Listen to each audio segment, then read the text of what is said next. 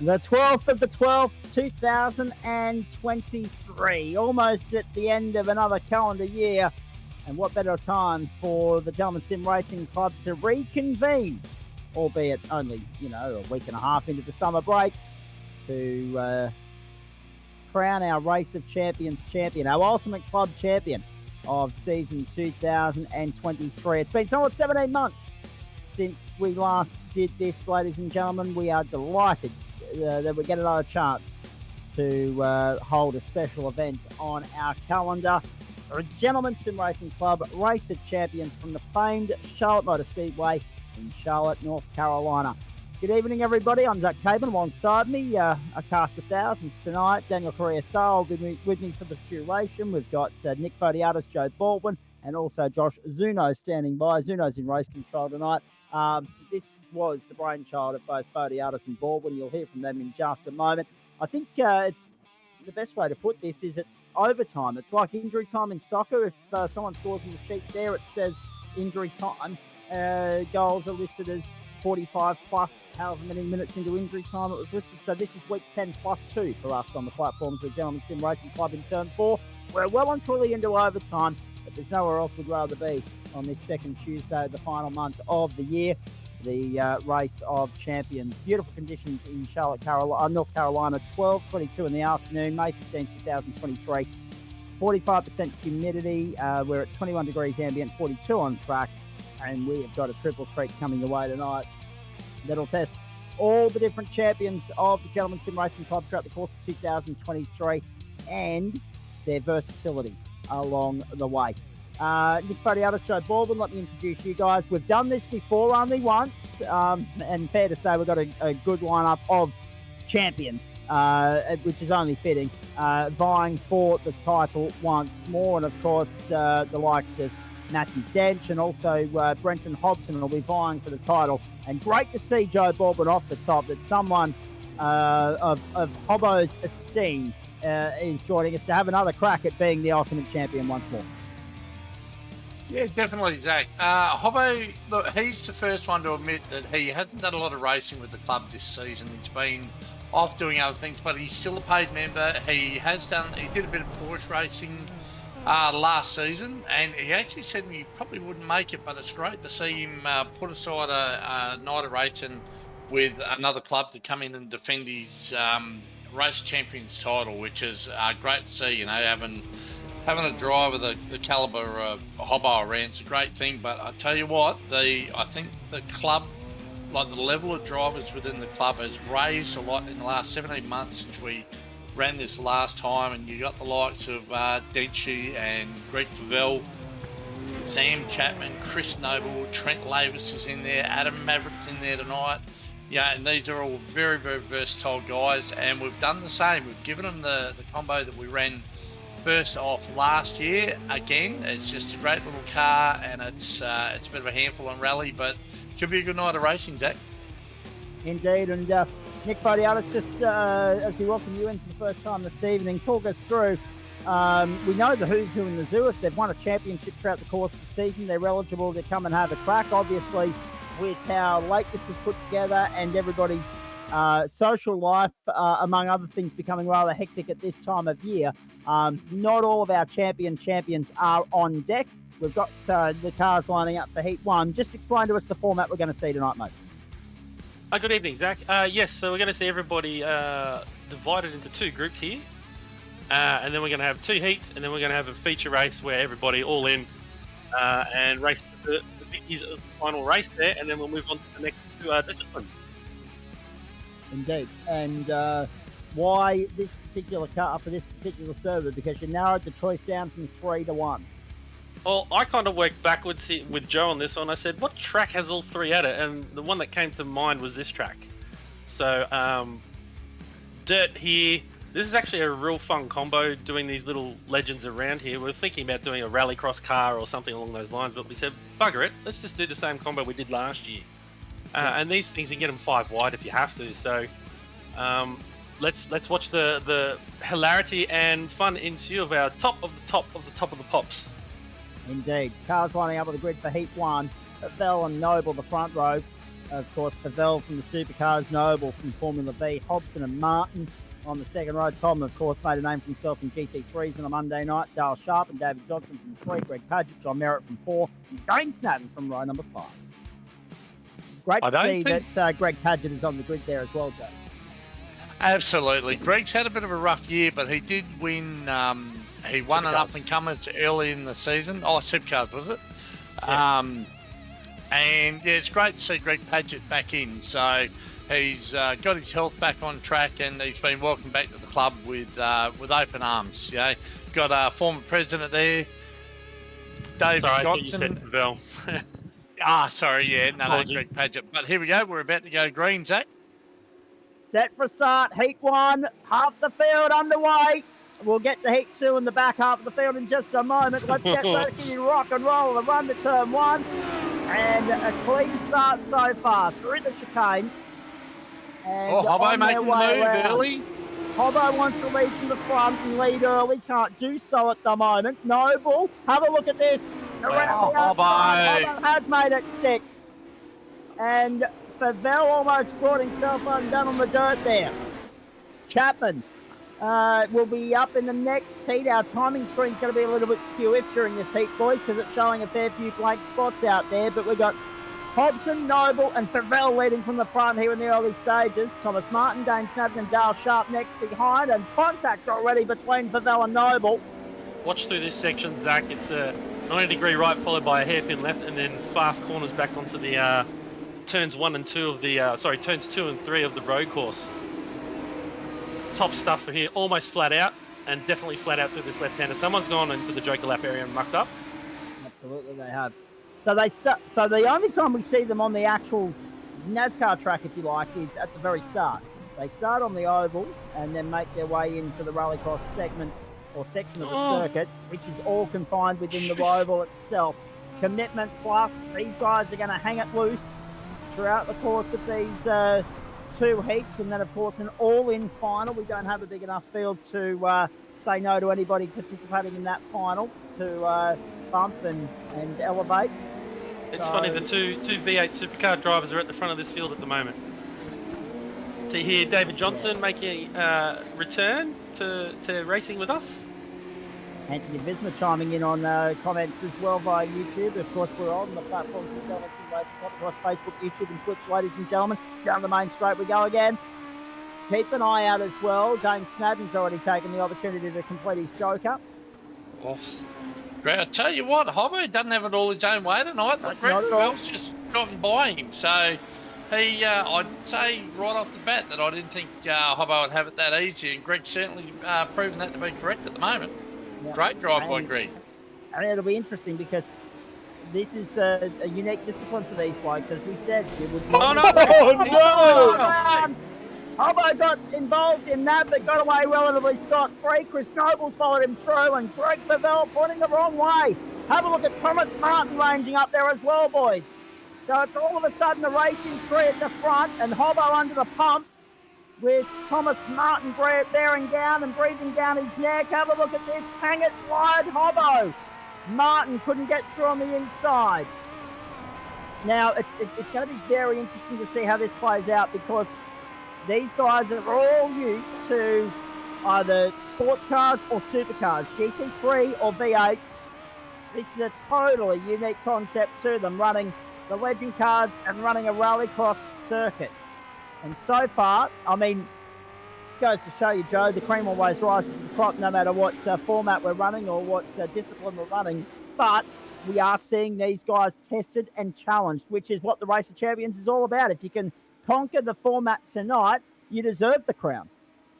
Absolutely, and it showed it when we ran it last year. You know, Hobbo was just consistent across the whole night, and although in saying that, John Merritt, who's currently sitting in 5th, he actually had to qualify, and he never won a championship this year, which is, it's a strange thing to say about a driver the quality of John Merritt, but we ran a qualifying race last night, which he turned up. There wasn't many turned up. There was the opportunity, and John made the most of it, so he qualified him for the night. So he's currently in 5th. I don't think this is his wheelhouse, but there goes Thomas Martin.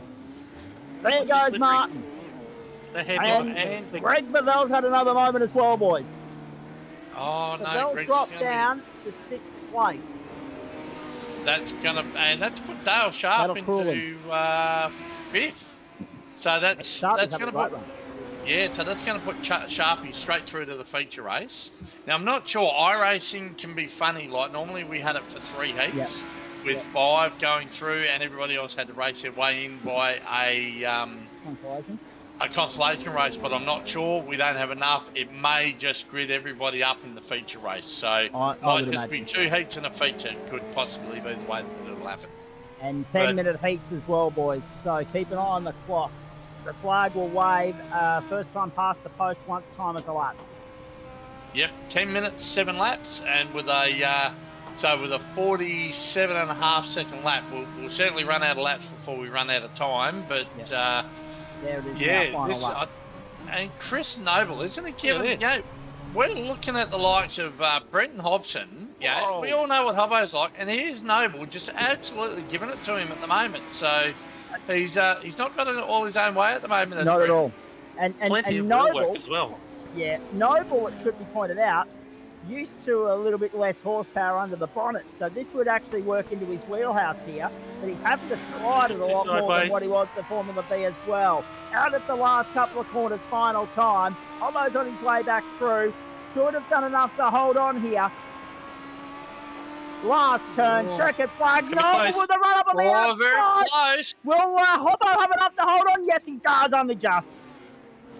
Hobbo gets the job done from Noble, 0.16 the margin. Look at the fastest lap, boys. 46.271 for Greg Bavel. Very much a case of what might have been John Merritt amongst all the chaos. Waltzed his way through to 3rd position. And then a few guys not taking their jokers on that in that race either, gentlemen. That's important to know. Did anyone forget to tell them that they can take a joker and not be punished? Sharp, Bavel, and also David Johnson coming through behind Thomas Martin, who finished 4th. And that's what Greg thought of the night. Right there. And Dane Snadden and Greg Padgett pulling up a lap down. We might we'll bring Greg down for a quick chat. He's got no idea that we've just done it to him. Greg, how was that, Greg? You're in the box seat there, racing head to head with Hobbo there, and just a bit of a misstep and got that wall on the inside, mate. Yeah, I was caught back up, but then the boys were saying to do the joker lap, and then I got black flag for the joker lap, and I took the wrong turn. I didn't know where the joker lap was. So. Okay. I'm new to it, so yeah. Well, considering that you were new to it, mate, I think that was a bit of a stellar drive. So a bit unlucky there to get bit of mischief, but at least you know you got the pace for the feature race. Yeah, cheers, mate. I was a bit disappointed with that. I thought it'd be good to run side by side for a bit, but all good. Just in saying that as well, Greg. Sorry, we've got to go here in a moment because we've got the next grid, next heat lining up now. But as they take off, let's just finish with you. Subtly, so very different to the supercar is this particular machine here, and I'll get your thoughts on it in just a moment. Let's watch this grid get underway. It's only 7 actually out there on the grid. Trent Lavis is going to lead the field to turn 1, no surprise there. From Adam Lavis, and then Sam Chapman, then Mark Foster and Simon Cox, who we'll get to a little bit later on. But Greg, something like this, totally unique challenge for someone like you that's excelled in supercars, totally different discipline. Oh, it's a bit the same. It's sort of a bit out of the control the whole way. It's living on the edge. It all adapts, I think. It's good fun. How are you looking forward to the final, mate? And then, of course, the next 2 challenges that await, obviously the Oval and then the road course. I'm looking for the final now that I know what not to do, so... Yeah, that's true. Yeah. At least you've still got it home in some sort of contention, though, mate. That's it. Yep. Onwards and upwards. All right, mate. Go well for the rest of the night. Thanks for that. Thank you. Best of luck, Greg. Thank you. Okay, just so want Trent to point Lavis, out, boys. and then Sam Chapman and Adam Lavis, 1, 2, and 3 at the moment. Whoa, who was that hanging loose? Forward. My goodness, that was Matty Dent. Just want to point out, boys, that the track's starting to get a clean line now, so there'll be some rubber going down and make it a bit more grippy through the clay part here as well. So keep an eye out for that, for some black or darker areas starting to appear, so we can see here from the chopper shot. Paul Wood and Matthew Dench. So It's interesting a to see Dench this car down. There goes Woodsy. Woody's had a spin. Oh, that's unlucky. Now he's going to run the thick of it. Squeezing, slicing his way through the middle. That's fantastic. And then up around the outside. Can he get it done there on Simon Cox? Yes, he can. But Cox is going to have the inside running to the next corner. But Dench has got enough to cover him off. I think, yes, he has. Dench goes up into 4th place. Very nicely done. Fantastic. I was just about to say, I think this might be well out of Dench's wheelhouse. It seems like he's struggling, and bang, he's turned it on, and 3 cars in about 7 corners. So, yeah, it's probably not something that I would imagine that Dench would be doing a lot of the time. Oh, Coxie, look out. It's probably not a car that would be in his wheelhouse or that he would probably have ever driven, but you know, a guy like Denchi, he learns pretty dang fast, so he'll be up there by the end of the feature race, I'm sure. So, keeping an eye on this battle here, Mark Foster and Simon Cox. So, this is probably the part of the night where we may or may not see a surprise turn up on the results board, because again you got Simon Cox on dirt rather than in the cockpit of a Ferrari or a Mercedes on a Monday night. So watch the likes of Coxie and Denchi come to the fore and rise to the top of the summit as the night goes on, as we get onto the oval and we get into cars that they may or may not be more familiar with, but certainly bitumen turf that they're more familiar with. Watch them come into their own.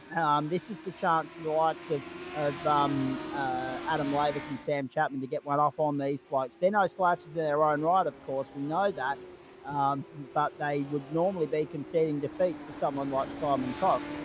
Through we go. Trent Lavis. We've always marvelled in this bloke's versatility, and he's absolutely loving life at the moment, hanging footloose and fancy free with a 5.5 second advantage at the end of the latest lap. Lap 4, we're on lap 5 of 7. These heats are flying on by very quickly here, folks. 46.587, the fastest lap of the race so far for Sam Chapman. And Dave Dench, I asked Matt if he was going to do this race. He said he didn't like these cars, but he's still out there having a crack anyway, and that's what the Race of Champions is all about. Champion attitude to a diverse situation. If you don't like it, well, still got to throw your hat in the ring. Yeah, 100%. And this is the, we didn't want to go, I mean, we discussed, like, we go supercars. No, because, that it'll be between Favell and Hobbo. And if we went GT3 or Porsche, it'll be a showing for Denchi. And, you don't want to run something that's a wheelhouse for any particular drivers. You want to open it up and just different sort of combinations, and it'll bring in different results. Like, the next race is an oval race. We've got a choice of 3 cars that the drivers have seen, which is this car, but the road version, the 2008 Chevy NASCAR truck, which all drivers have got through being a R.o.C member, and the street stock, which all drivers get. So they're the 3 cars that are up there, and I'm sure some of those guys are probably practicing all 3 cars. But obviously, like we did with this race, we're going to take 2 of the cars away, so there'll only be 1. So nobody knew what car they were going to run for it, and just to try and even the field out a little bit. So I'm certainly looking forward to the next race for the NASCARs. I probably should have raced and had a crack at it, but I enjoy being on this side of the fence now. Tell you what, Trent Lavis, all that time at Skid Control sliding cars around has really helped him out here. He's got a massive lead. What's that? 8? No, is that correct? 9 seconds on his brother. Yeah, a dominant performance from Trent Lavis. Got the job done in a canter. 46.119, the fastest lap of the race, and he finished with the 46.132 to back it up. Sam Chapman edged out Adam Lavis for second. And then back to Matt Dench in 4th place, well clear of Mark Foster, Simon Cox, and Paul Wood was a retirement, but he'll get another bite of the cherry, another chance in just a few moments. Wow. So, 2 races down, 1 to come. These guys have got a 3-minute warm-up in the meantime, which gives us an opportunity to remind everybody of a couple of things. A, those people scrolling across the top and bottom of your screen, ladies and gentlemen, they're the people that we are here as a result of. We couldn't do this without them. They're the sponsors of the club, the ongoing mainstay supporters of the Gentleman Sim Racing Club. They include Loadsy Racing, Flash Graphics, M-Wave Australia, and also Waste Options. They also include Straight Insider,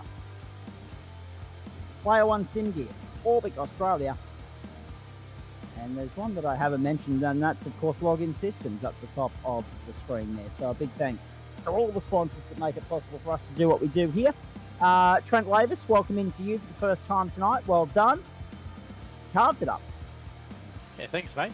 But he managed to stay out of trouble. Got a good start. That was a stab in the dark. Managed to get the thing hooked up off the line, which helped a lot. So head down and away we went. Interesting to see how quickly you were able to get to grips with this car, given that, as we've been saying throughout the course of the night, you had, a 10-minute practice and a 5-minute qualifying to get to grips with the car once you knew what car was going to be the weapon of choice for this server. Yeah. Look, that's sort of part of the fun, isn't it? Of tonight is, luck of the draw. Depends on what car you got. Choice of 3, and just jumping, having fun. I think is the whole point of tonight. So really good to. I'm really looking forward to the next race. I haven't raced Hobbo for a good while.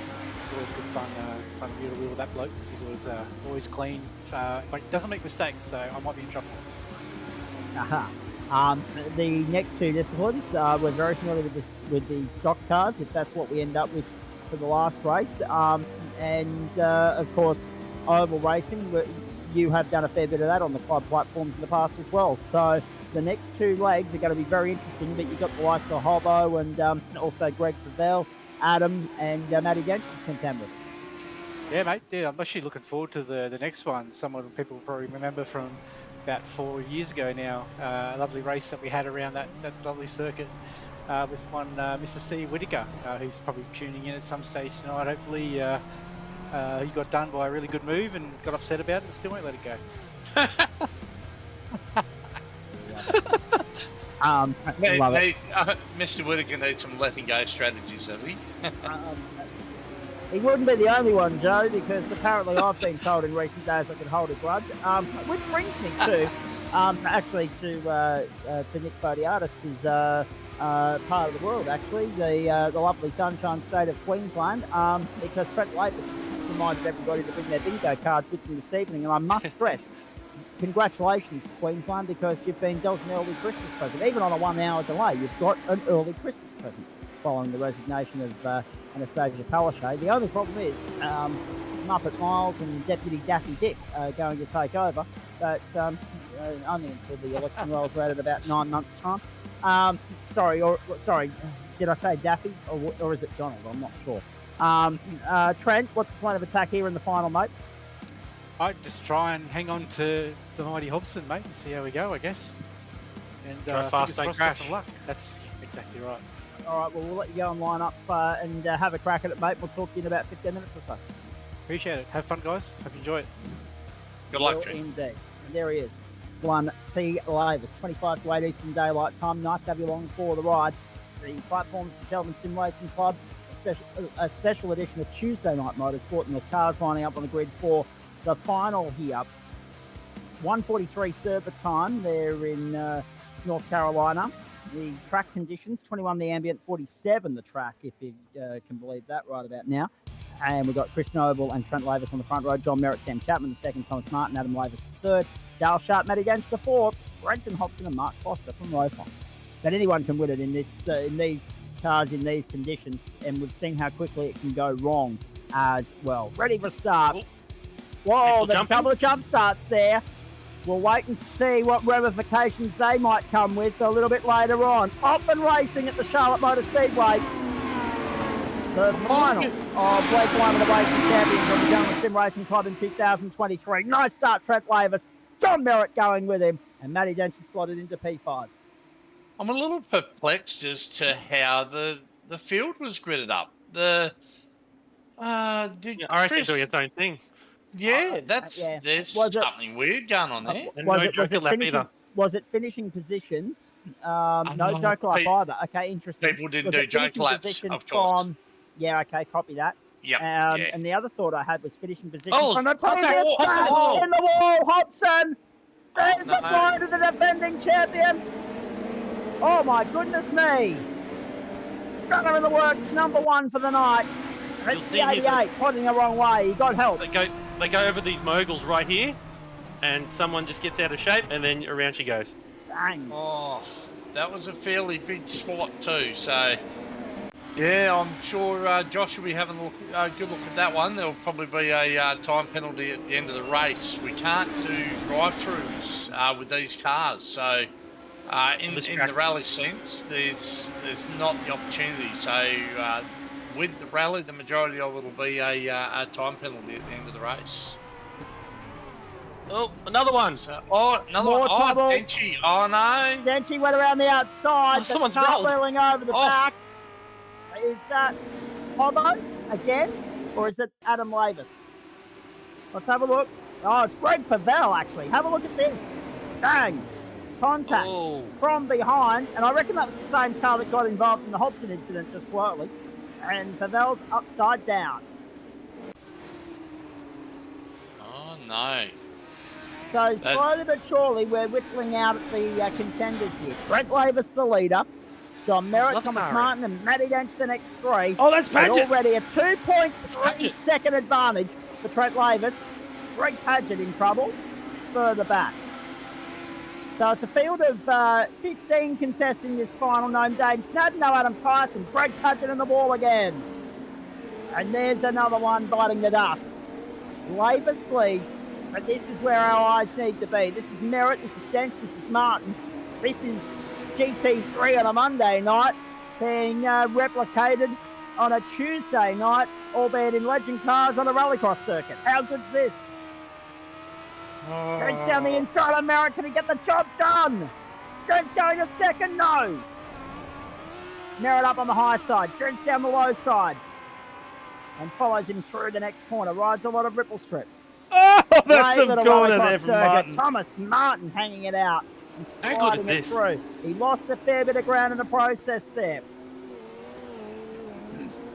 You're not excited by this, you need your pulse check. Look at this, up the inside here. Oh, Denchi. Well done. Look at the throttle control, getting the power down. These are a tricky little car when they're on the dirt. You can't mash the throttle like you can on a lot of the bitumen. You've got to squeeze it. So it's yeah, that was great. Great driving by Denchi there to get by. Well done. Love this sector of the track. You're looking out the side more than you are the front. That's the fastest way around. You got a 5-second penalty here for Sam Chapman at the end of the race. Oh, captured Sam! Who was that? Was that Sam? Sam Chapman. That was Sam. Oh, he's going to hit the... Oh, he's Yeah, lucky. on top of those bread loaves as well. They don't move. No, they don't. Leg 2, of course, coming up on the oval. Leg 3 on the road course here at the Charlotte Motor Speedway, ladies and gentlemen. Good night to strap in, buckle up and hold on tight and crack open a coldie and enjoy it as some of the best in the business of the Gentleman Sim Racing Club ply their trade here. We're riding on board with Brenton Hobson on the comeback trail at the moment. And accumulated points, it's important to note, isn't it, gentlemen? Accumulated points is so important here because they make all the difference at the end. Oh, he went too Hobson's close. gone. That one was a bigger hit than the previous. He crowded that wall front on. Car meet concrete. And I'm surprised he's still able to drive it. Get back on, Simon. Oh. It's car 50, that's Foster. Why, I'll let you in a little secret here, boys. We've actually got damage turned off. You have to do that with these cars or they just destroy themselves over the jump. So this is why you see the guys, they'll hit the walls and they can continue on in the racing. So that's... when you run anything that's not a rally car on a circuit like this, you have to have the damage off or it's race over by about halfway through lap 1 as soon as they get to the jumps. But here we go. So who we got there? Thomas Martin. He's going to run some solid points here. Like it's, yeah, it's about finishing and getting the points. I mean, Hobbo, he's not going to be happy with running ninth in this one.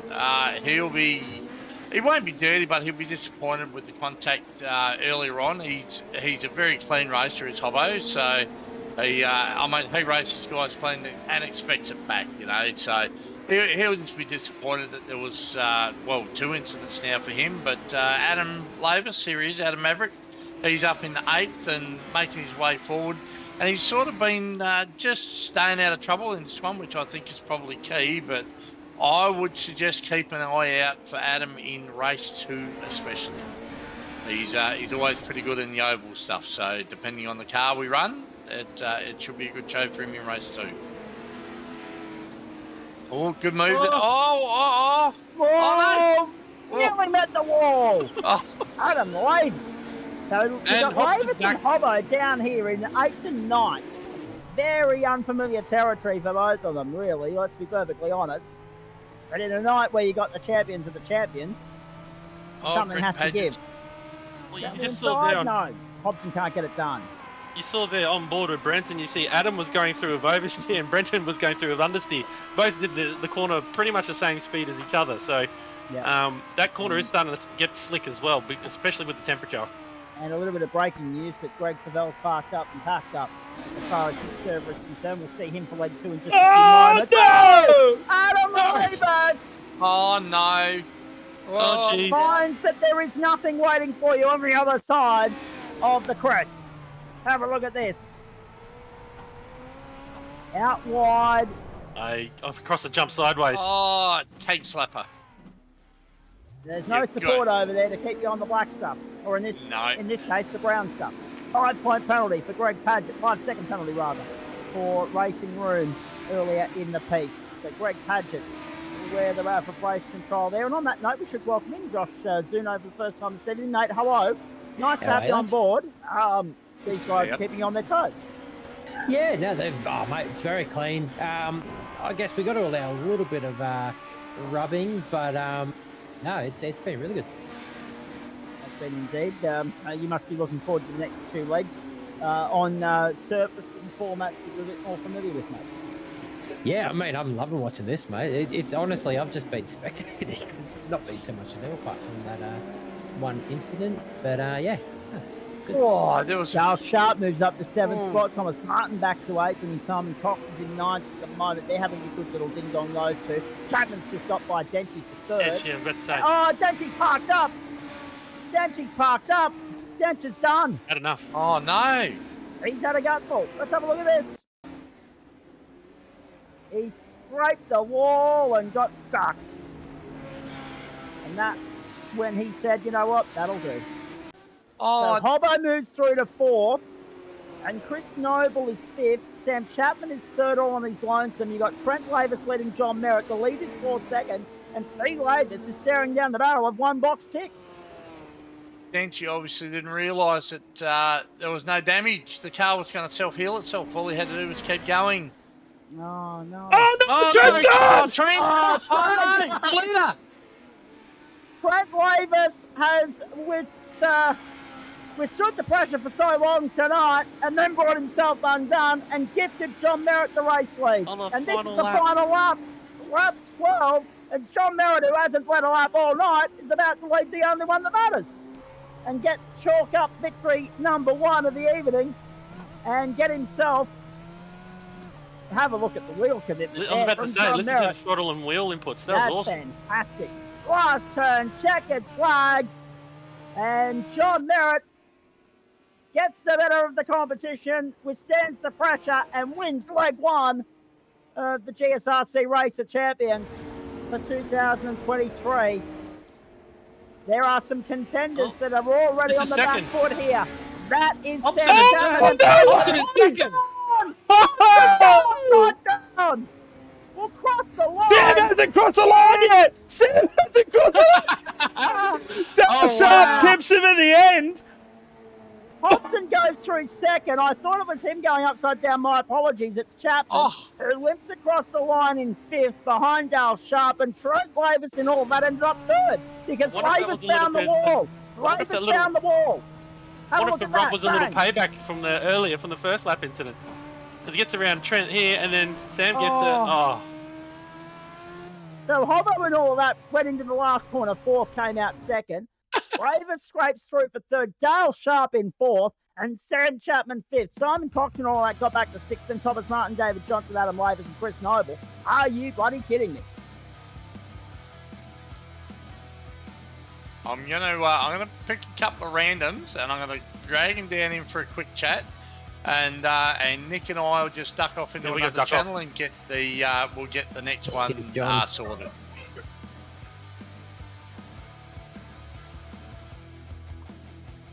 They've left us with John Merritt and also Adam Lavis, who we will always enjoy having a chat with because he's normally in the booth with us, but he's out on the racetrack tonight, and also John Merritt. So Sam Chapman, John Merritt, and Adam Lavis. And hot lap, you led the only lap that counted. Oh, Lady Luck's on my side tonight, Zach. I think so. Mate, well done. What do you make of these cars, this track? It's a unique discipline. A lot of our members wouldn't be familiar with it. More than that, you only had, 25 minutes in the car once you knew what car you were going to be driving tonight. And then all of a sudden you got through the heat relatively unscathed, and it fell into your lap down the last lap with a mistake from Trent Latham. Yeah, mate, I was pretty nervous. The server was actually closed when I went to join, so mate, I really enjoyed a bit of mixed rallycross, but I must say I hadn't. I actually got in and we were in qualifying, and I think I got one lap. So, mate, pretty ecstatic with that based on that. But they're obviously a little bit hairy off the jumps and stuff, and a couple of the boys were unlucky there. I think more than, and I had a bit of luck more than good management. Well, that's true, and as a result of that, mate, there's already a couple of guys on the back foot here with 2 legs to go. So how do you attack the next 2 legs knowing you can tick this box, which was probably going to be the most difficult, therefore the most important one to tick? Oh, mate, I don't think you want to overthink it too much. It's I suppose it's a bit like our championships. You just got to get into the race and find the rhythm, and yeah, certainly probably a little bit more conservative rather than send it, mate. But I don't know what car's up next. Have you got any clues? I don't, but the gentlemen that do have just sent that information out and have set the server up. So maybe we do let everybody know some breaking news from Joe Baldwin and Nick Fodiatis, if you please.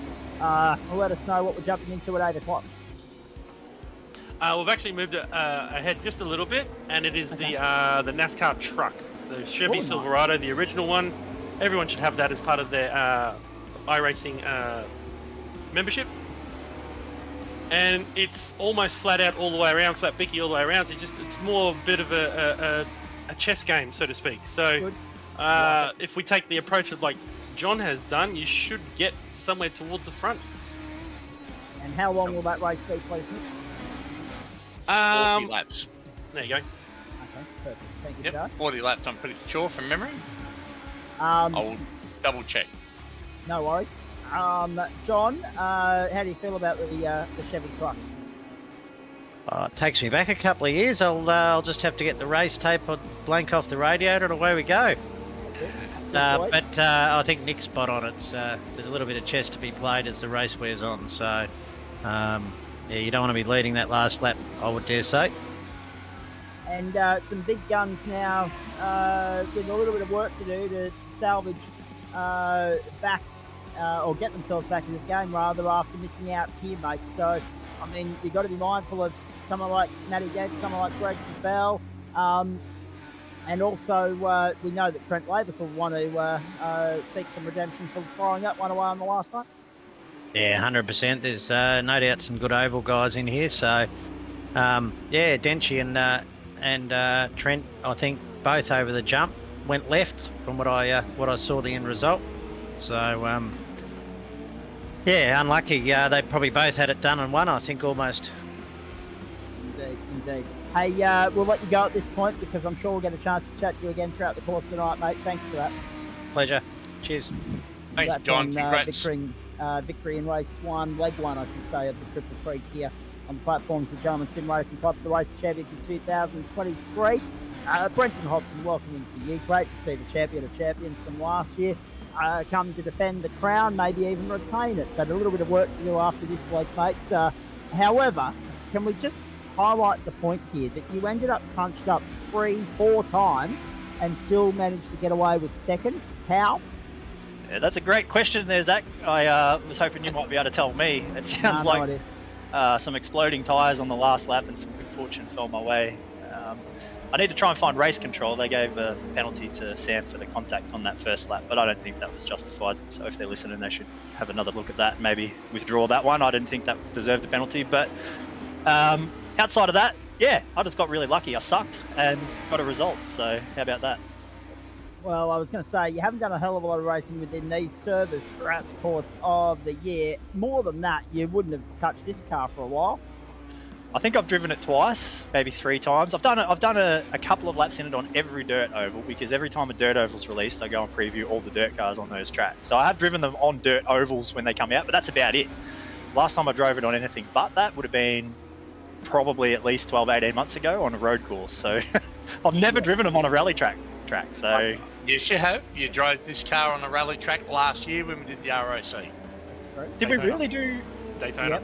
Okay, Yeah, correct. Daytona. I don't remember that, but yeah, I stand corrected. So there you go. I've driven it once on a rallycross track, and that was probably the last time I drove it. But anyway, Probably the last say. time. Yeah. Yep.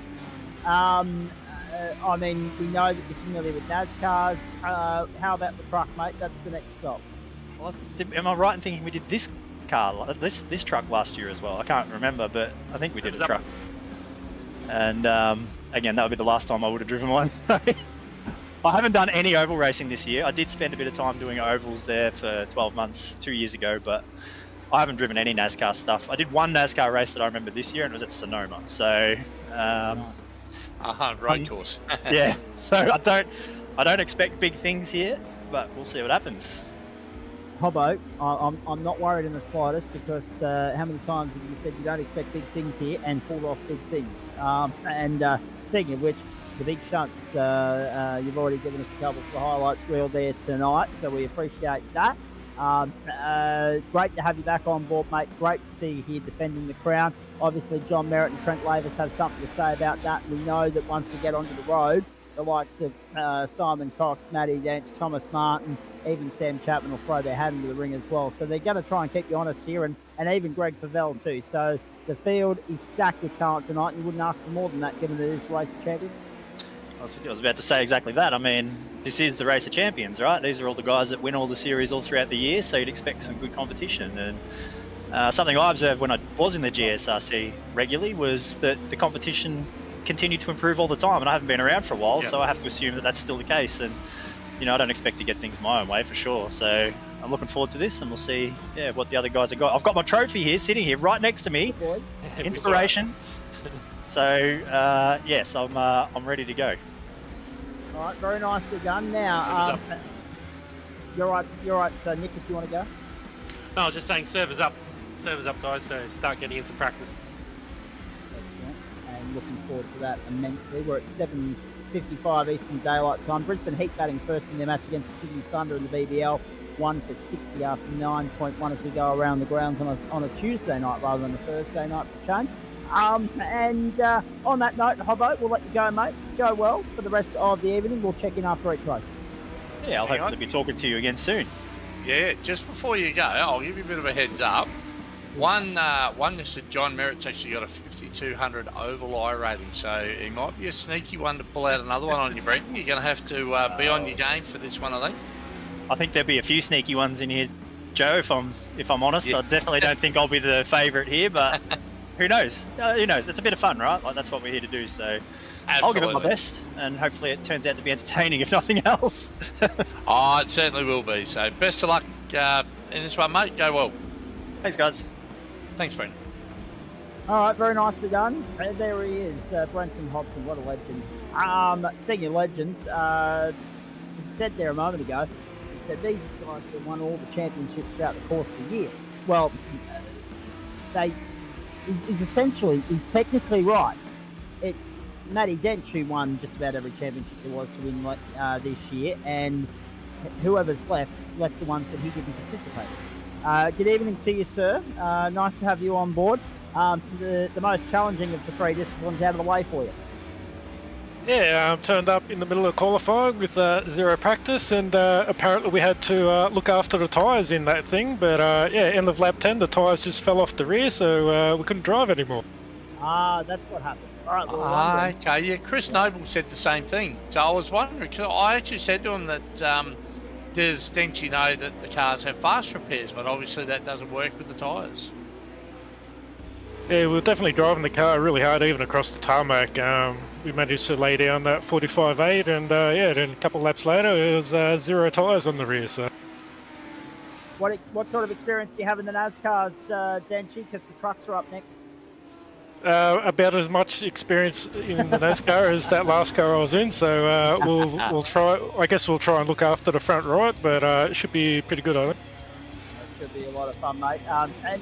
And great that you've been a good sport to turn up here and have a crack at this, because again, these aren't your normal disciplines, but it's nice to try something different occasionally. Yeah, definitely. I'm not a big fan of oval, but a bit of rally is pretty fun. So thought we'd jump in and have a try. All right, mate. We'll let you go and get sorted for the next server. Thanks for having a chat to us. Thanks for giving us some time, and we'll chat to you after the next race. At least you've got through this one relatively unscathed, and now you can go about restoring order and pulling your way back into the contest. Yeah, we'll see what we can do. Very nicely done. Thank you. Trent, the one that got away. Yeah, like what Denchi was saying, the tyres, they absolutely went away on me. Actually, I got a puncture. I was coming around the last turn there, which put me up against the wall, and the boys rounded me up, unfortunately. They certainly did, and it was spectacular from Sam Chapman, the way he entered the start-finish straight and ended the race. But Trent, we know that the NASCARs are in your wheelhouse, mate. Oval racing you're familiar with as well. So, I mean, how do you apply that knowledge from a couple of seasons ago, and by seasons I mean years, to the next 2 contests, mate? Because obviously road course racing is one thing, oval course racing is another, and the trucks are subtly different to the NASCAR. Yeah, I haven't driven the trucks in years. Actually, my first ever race on iRacing was in these trucks, funnily enough. So it'll be interesting to see how we go. I used to run them all the time. So yeah. And I mean, how lucky for you that Hobbo didn't have as clean a run as he would have liked, and also Denchi as well. It's given you a little bit of a leg up on some of those hot shots. Yeah, I basically had that race in the bag, and I bloody threw it away. I came over the jump that last time, and as the boys were saying, the tyres were gone, and the thing it got into a tank slapper on me. I just had nowhere to go, and parked it in the fence on the left-hand side, which gave me the puncture, unfortunately. So that's what happens when you're racing. Yeah, exactly. Always expect the unexpected. Go well, mate. I've got to press on here. I've got a few more to chat to, but we'll catch up with you after leg 2. Thank you, mate. And no doubt I'm expecting possibly a caution flag and possibly a pit stop in this 40 lapper as well at some point. Joe, any confirmation for me? Of what? Sorry, I was just watching the cautions and pit stops. Will there be either or in this next one? I think we've got. I can't see the. Hang on, I'll tell you how much fuel was in them, because that'll give me an idea. I think they'll probably need 1 pit stop. Yeah, they'll probably need to pit for fuel. Maybe even 2 stops with 35% fuel limit. So I think it'll probably be at least 1. If there's a big incident or something like that, we'll throw a yellow and bunch everybody back up together. And one thing, I know when we ran the inter-team race a while back, Mr. Merritt, he was pretty good once a yellow flag fell at saving fuel. So I think he did like an 80-lap race without stopping on limited fuel. So he does what Denchi does on ovals as far as fuel saving goes. So it should be a great race. And there are pictures coming in from Charlotte right now for you, ladies and gentlemen. And on that note, I should have a look and remind everybody it's a 15-minute practice session followed by a 5 or 7 minute qualifying. We have a where is it? Here? We have a 10-minute 3 laps, but once everyone's done their 3 laps, we can advance the session anyway and get the race underway. Excellent. Let me, on that note, quickly skip through who's left in the room. Adam Lavis is still unmuted, so I'll get to him in just a moment. Sam Chapman, barrel rolls, 10 out of 10 from the Russian judges, but not the way you would have wanted to finish the race. You lost 3 spots in the process. Yeah, that was a nice little finale, wasn't it? In the final corner there.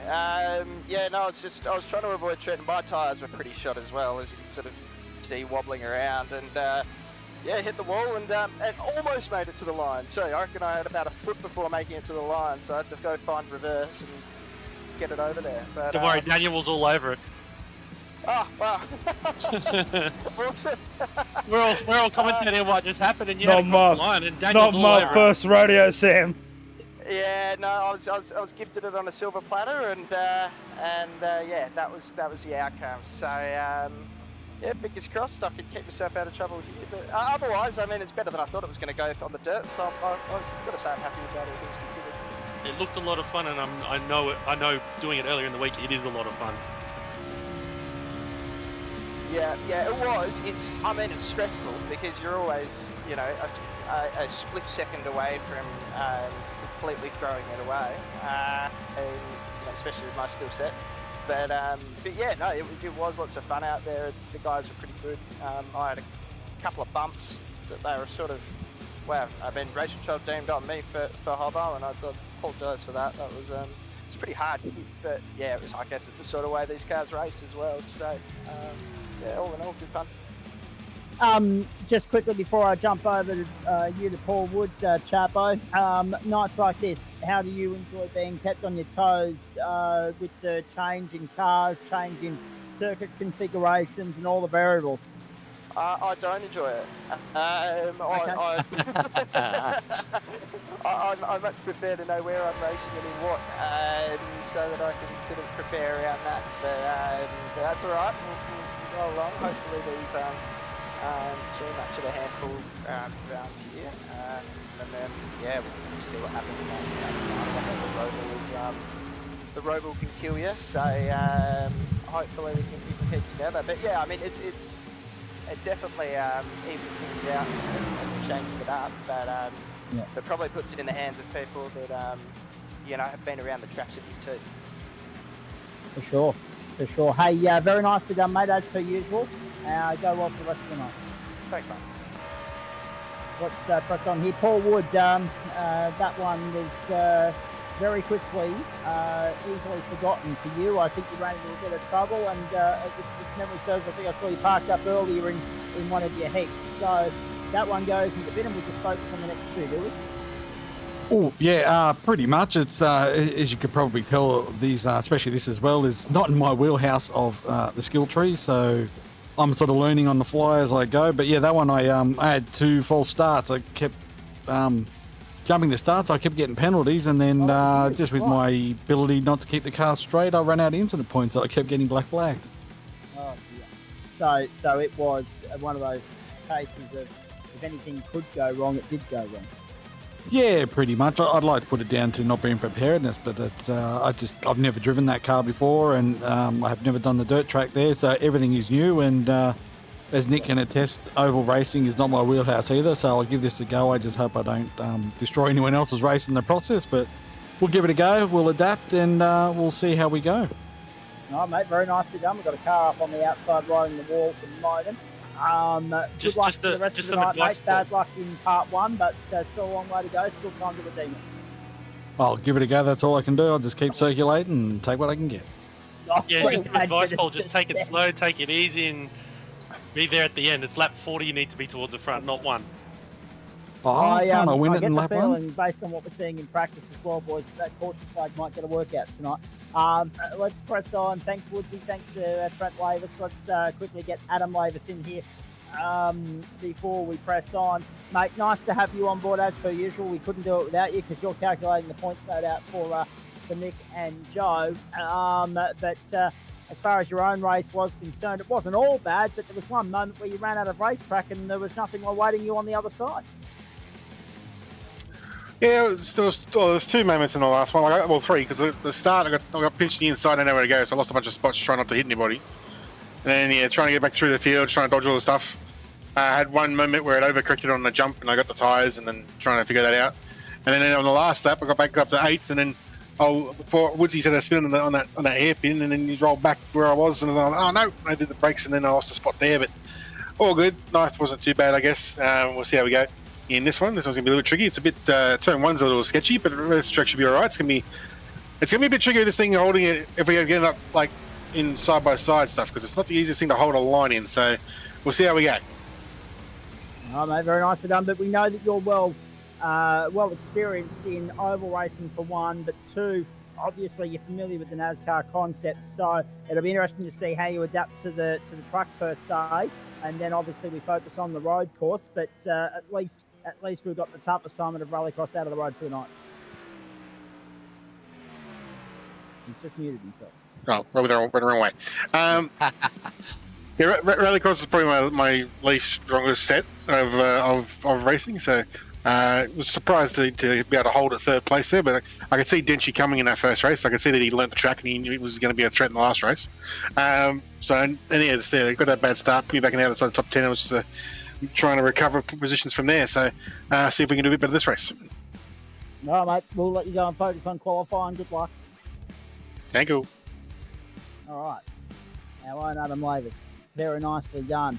This is the platforms of Gentlemen Sim Racing Club across Facebook, Twitch and YouTube. Our second last broadcast for the year. Yes, we've snuck another one in, ladies and gentlemen. Don't forget on Sunday, even though I won't be here, Chapo and Banksy will be, because we'll have our final round of the Login System GSRC Endurance Championship coming to you from the Circuit de la Sarthe. And that will be a 6-hour race around there in 24-hour simulation. So the clock will be moving 4 times as fast as it would be in the real world to give you that full 24-hour experience in a quarter of the time. And we're looking forward to that immensely. Hope you can join the boys Sunday morning Eastern Daylight Time for that. More details a little bit later on. In the meantime, we're getting ready to go here. Qualifying underway. 10 minutes or 3 laps, whichever comes first. So every driver goes out there, solo qualifying, does their 3 laps, parks it up, and then once the grid is set, once everybody's completed their run, we are good to set this grid alive and go racing. Chris Noble, Greg Favell, John Merritt, all in the top 3 in the early stages. 30.925 the benchmark for Greg Favell. And there's one guy, guys, that, or one driver, guys, I should say, that really is hoping for a good result here, because it's fair to say the dirt didn't go to plan.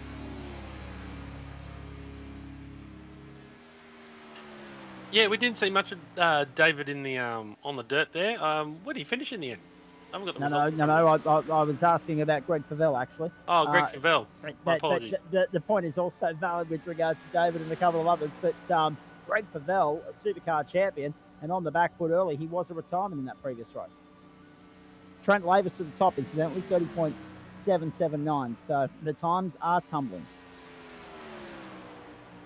Yeah, there's a couple more. Sorry to jump here, but there's a couple more new, names in there too. So Simon Cox has joined, and Chek Fung Wong has joined as well. Who else? I was actually on board watching Chook do his first lap of qualifying. Let's just say Chook was cooked. He nosed it into the fence rather aggressively. So he's a great little racer, Chook. He was fantastic in the Porsches and stuff when we were running them, but these are probably not something that he's really familiar with, but he's out there giving it a go, and that's the main thing. I think of this particular thing as a bit of a Christmas party, celebrating all the guys that have won championships. And I mean, there's always a race of champions in the real world. Well, not always, but most of the time there's a race of champions celebrating that kind of thing. I mean, why can't we do the same? And here it is. Exactly, and the concept was a hit and a hoot last time we did it, boys, and no reason why it won't be reviewed the same way this time round. And it's nice as well, Joe, because I mean, for the better part, this is a hit and a giggle. This is not to be taken too seriously, but we do know that if there's 2 or 3 of them vying for the win to be first past the post in the final lap, you better believe it'll be on in earnest. Oh, 100%. And look, hey, we can say it's all for tickles and giggles, but go and have a look at the top 10. Have a look at the names that have qualified in the top 10 here, and there's like 2 tenths between 1st and 10th at the moment. And don't forget the guys that are in the top 20, they've all won a championship, every single one of them. But the top 10 guys, I mean, they're within, I don't even know how to do it, but it's so close in qualifying. But yeah, at the end of the night, all these guys are going to have a smile on their face there, and they're all going to enjoy it, So it's it's something we enjoy putting on, and it's just a race for the members to, in future they'll probably come back and re-watch the broadcast and relive a great night of racing. And it's interesting as well. I mean,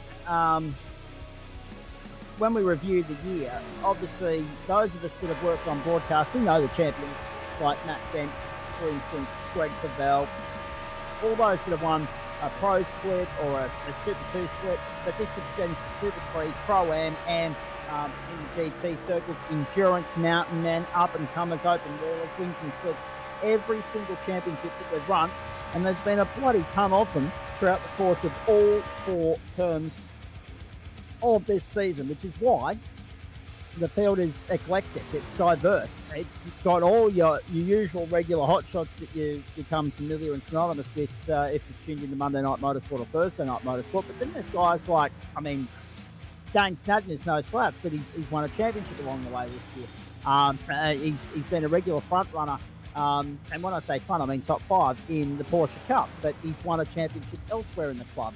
Denty locked out both the GT3 Pro and Porsche Elite splits all year, all 4 championships. We know that Adam Lavis has got a mountain end to his name, as well as the Porsche Open Cup. Chris Noble won a Formula V.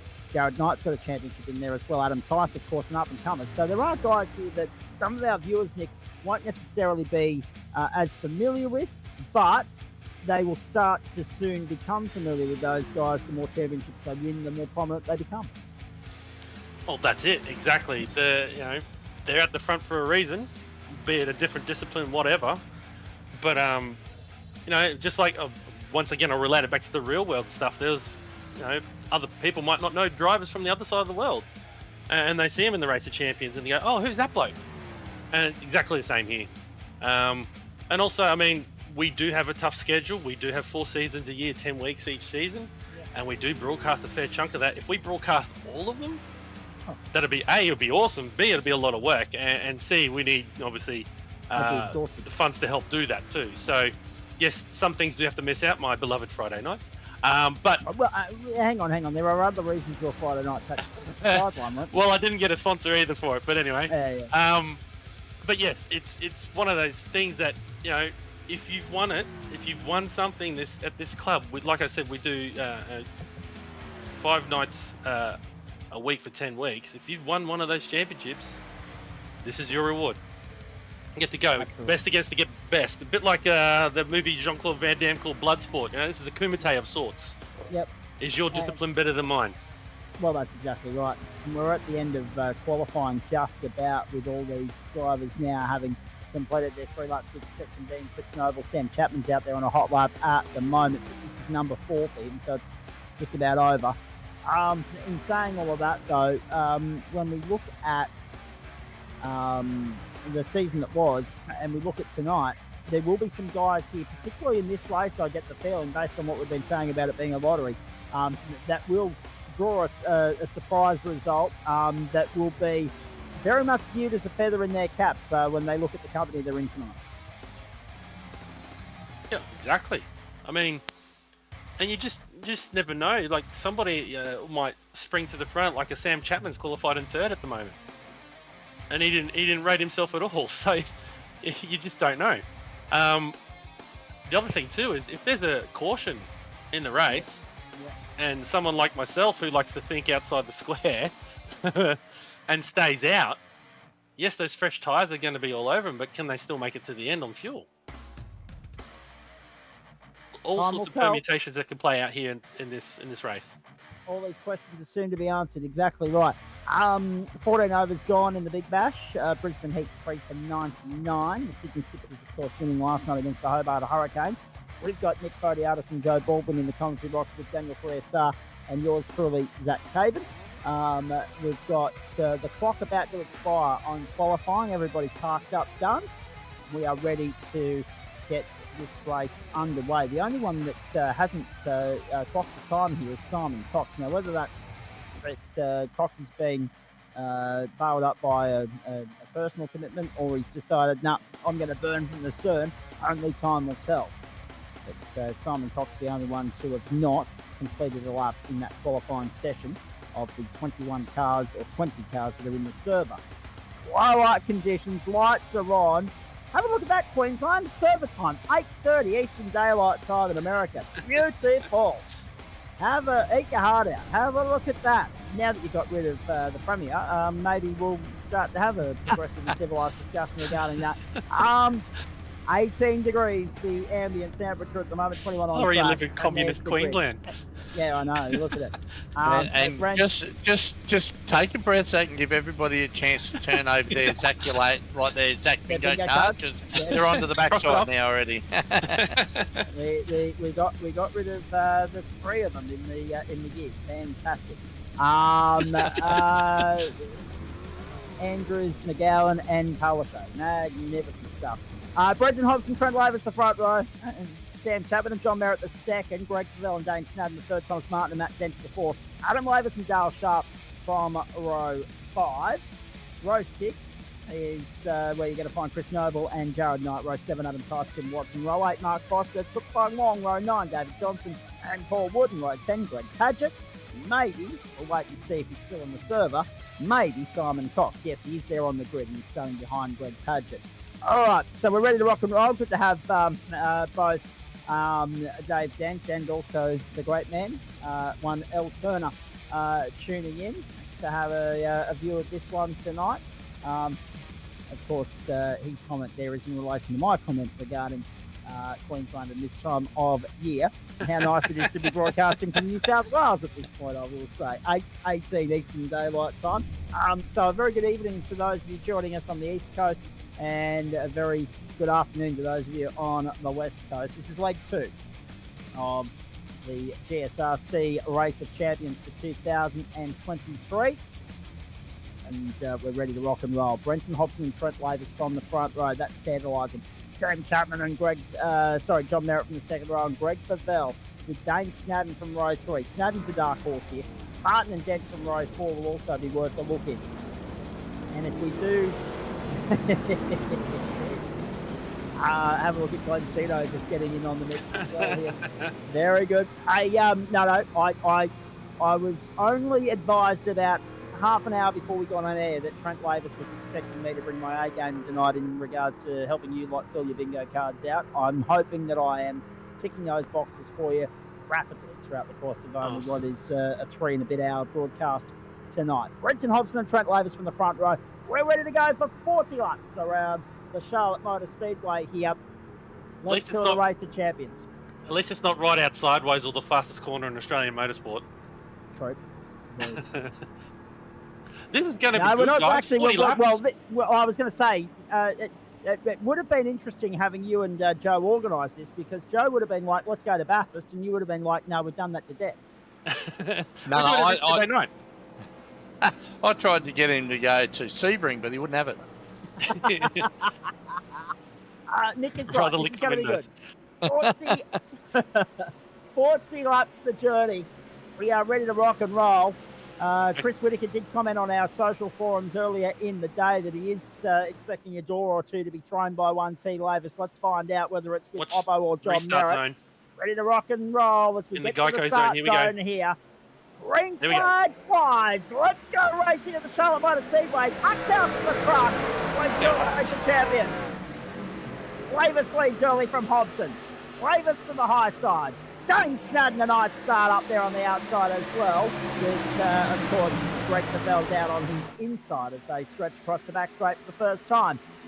Nick did mention that we're expecting these guys to go flat strap, full tilt throughout much of this race. Pedal to the metal 100% of the time around here, unless you run into trouble.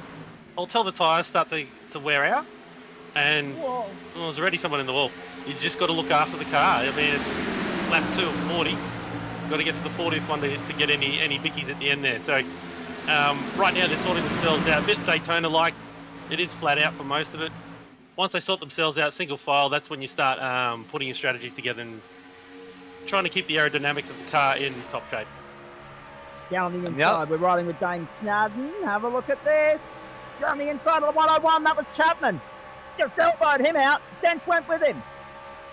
Dane Snadden on a charge up into the top 5. Merritt the next target. Oh. Snadden wants to go hard early. Wow, Dane, what a move inside Chapo. There's two things here. If we get a caution at the right time, watch these guys dive to pit lane and try and make it home. However, if we can go green all the way, based on qualifying, I'm not convinced that'll happen. Or practice, I should say. But if we can go green all the way, that creates an area of variability with regards to pit strategy. So we'll keep an eye on the elbows up there. Whoa! Sal Sharp and Thomas Martin. Wow, that was close. Anyone I think the Collingwood supporters with the wobbles they had going there? That's it. Unlimited repairs, but a reduced incident to count before penalties. The comment from Nick Fodiatis with regards to what the terms and conditions the field of battle playing situation is like here tonight. Have a look at them now. 3 wide down the main straight. Dench wants a piece of it in 5th place. If everyone wants to get to the front, I'll be Great on the high line. 3 spots. You see, Adam, is that Adam? It's Trent. Trent's got the right idea here. Just take some wheel out of the car, take a higher line, and just take it easy. You're still towards the front. As long as you don't get caught up in the big one, as it were, you should be okay. But there's a lot of guys desperate to win it on lap 5 or whatever it is. Yeah. So 5 of 40. We are 12.5% of the way there. 1-8. Gone and done. I guess I'll tell you what, go on. It's the charge of the light brigade here. Like I'm sitting, like I've got my own view going, and just the movement around in the pack, and this would frighten the hell out of me if I was in the middle of this. Yeah. I think I'm in the best spot to be watching it, but if I had been in here running now, the strategy I'd be taking is just go easy. Oh, look after the light brigade. Here we go. Oh no. There's the big one. 3 I tell you what. Out. Of all the ways that could go, that's probably the best. And Only Simon 3 Cox of them. into pit lane as well, boys. Simon Cox is on pit road as all hell broke loose on the racetrack. Here's Dane Snadden going back down the inside. Snadden trying to get the 3rd on the inside of Denchi, who's got John Merritt on his low side. Hobbo on the high side, leading this thing back to the main straight at the end of lap 7. 1, 2, 3, 4, 5, 6, 7, 8. The pack. 9, in fact, if you include Jared Knight in that as well. Adam Lavis caught up in that one in 6th place. So Lavis on a charge now. So you can see Brenton here is just backing out of it through turn 1, just looking after the car, and it's letting these guys who are a bit more aggressive catch up. So I'm going to say, obviously, it's clear Brenton's playing the long game. These other guys want to get in front of him and ruin his rhythm. Caution flags thrown. So the first one of the night has been chucked. We've gone yellow at Charlotte. Put that on your bingo cards, ladies and gents. See how many we can get in this race. Oh dear. And have a look, hark back to the old ESPN graphics of old, scrolling across the bottom, the top of your screen at the moment there with the totem pole. And now Hobson leads Stench, leads Merritt, leads Snadden, leads Maverick, Martin and Maverick. So that's Adam Lavis in 6th place and Chris Noble 7th. Here's a replay of the big one. Something to bear in mind, Zach, too. There is on this. Something to bear in mind, Zach. There is a time limit on this as well. 35 minutes. No, yeah, that's true. So I don't think we'll get through the laps. I hope you're wrong. I hope you're wrong. The old iRacing taking a leaf out of the Supercars rulebook. It might be a short one. Depends what Josh does here. We already got pitters. Depends on how many laps we go under caution as well. But 30 seconds, if we're saying it's 30 seconds a lap, but I know it's a little bit more than that. That could get us done in 20 minutes. Yeah. 2 laps a minute, 2 times 10 is 20, 20 times 2 is 40. So that's the mathematics there. So we've got 15 minutes of holdover time. So that could work in our favour. Chuk Fung Wong's going to get his lap back. Mark Foster and maybe Simon Cox will do the same here. Yep, Simon's got it Given back. they Looks were like a lap everyone's down. pitted. Mark Foster is still on pit road and has been for 2 minutes, so that's a more sinister problem for him. Everyone has pitted, so that's Yeah, I was with going the to say. exception. Oh no, Greg Pavel's now in his box now. And you know what I would Everybody have else done gets too, back Zach? out and we're good. Yes, mate. You know what I would have done? Stayed out. It's only lap 6 or lap 11. Well, that's sorry, right. Yeah. plenty of time. Yep. And that's the thing. Like now, there's that element of uncertainty, and you're familiar with the concept as well. How far can you go before having to concede and top up, and how low into the race can you run before you can top up and safely, comfortably get home? This is going to be interesting to see whether these guys have got it right or wrong with 31 to go. Well, that's it. I didn't actually get to test it. Joe and I just came to a number. I think he was using stuff that he used last season when we did this. But obviously, the person will be well all over the numbers. He's sitting in. Let me see. In third position already. So he must have only just taken fuel and no tires. And yeah, we got a different leader now. John Merritt from Matthew Dench and Adam Maverick in third. So keep an eye on them. Where did number 88 pop out in 5th? Yep, and he's right there, ready to have a crack. But I would say he's got 4 tyres as well. The old experienced hands of GT3 going at it again. The old combatants rather. And Adam Lavis and Sam Chapman second row, Brenton Hobson third row, or is it single file restart? Let's wait and see. Single file or double file rolling restart? I'll have a check. I can't remember. Yeah, no, and that will make double it file. more interesting. Oh, this is gonna be fun. Double file. Here we go. Yeah, up and about. Yeah, It's always more fun when it's 2x2. Yeah, the way it works is it'll always go double file on oval, but if there's a crash on that one, it'll then go to a single. Yeah, NASCAR rules. That's right. Yep, I like it. All right, we're ready to rock and roll. How's this, old mate? The lights are still on the pace car as well, boys. So I reckon we'll go around one more time here before we get going. No, lights are out. Oh, no, lights are out. Okay, here we go. Now, just a bit of a drop. The guys have roughly 17 laps of fuel. Ooh, okay, another critical lap number. Critical lap number coming up, and another stop, splash, and dash to come. Great to go once more for the Charlotte Motor Speedway. Leg 2 of the GSRC race, the champions. Field is in the control of the hands of John Merritt when he hits the gas. We get going. How good does this? Great restart from John Merritt. And have a look at Adam Lavis already trying to get down on the inside of Matty Dench as well. And a run to turn 1. Lavis goes to second. Nice. Cleanly. Brenton Hobson slots into 4th place. Then Sam Chapman and Thomas Martin. Across the back straight we go.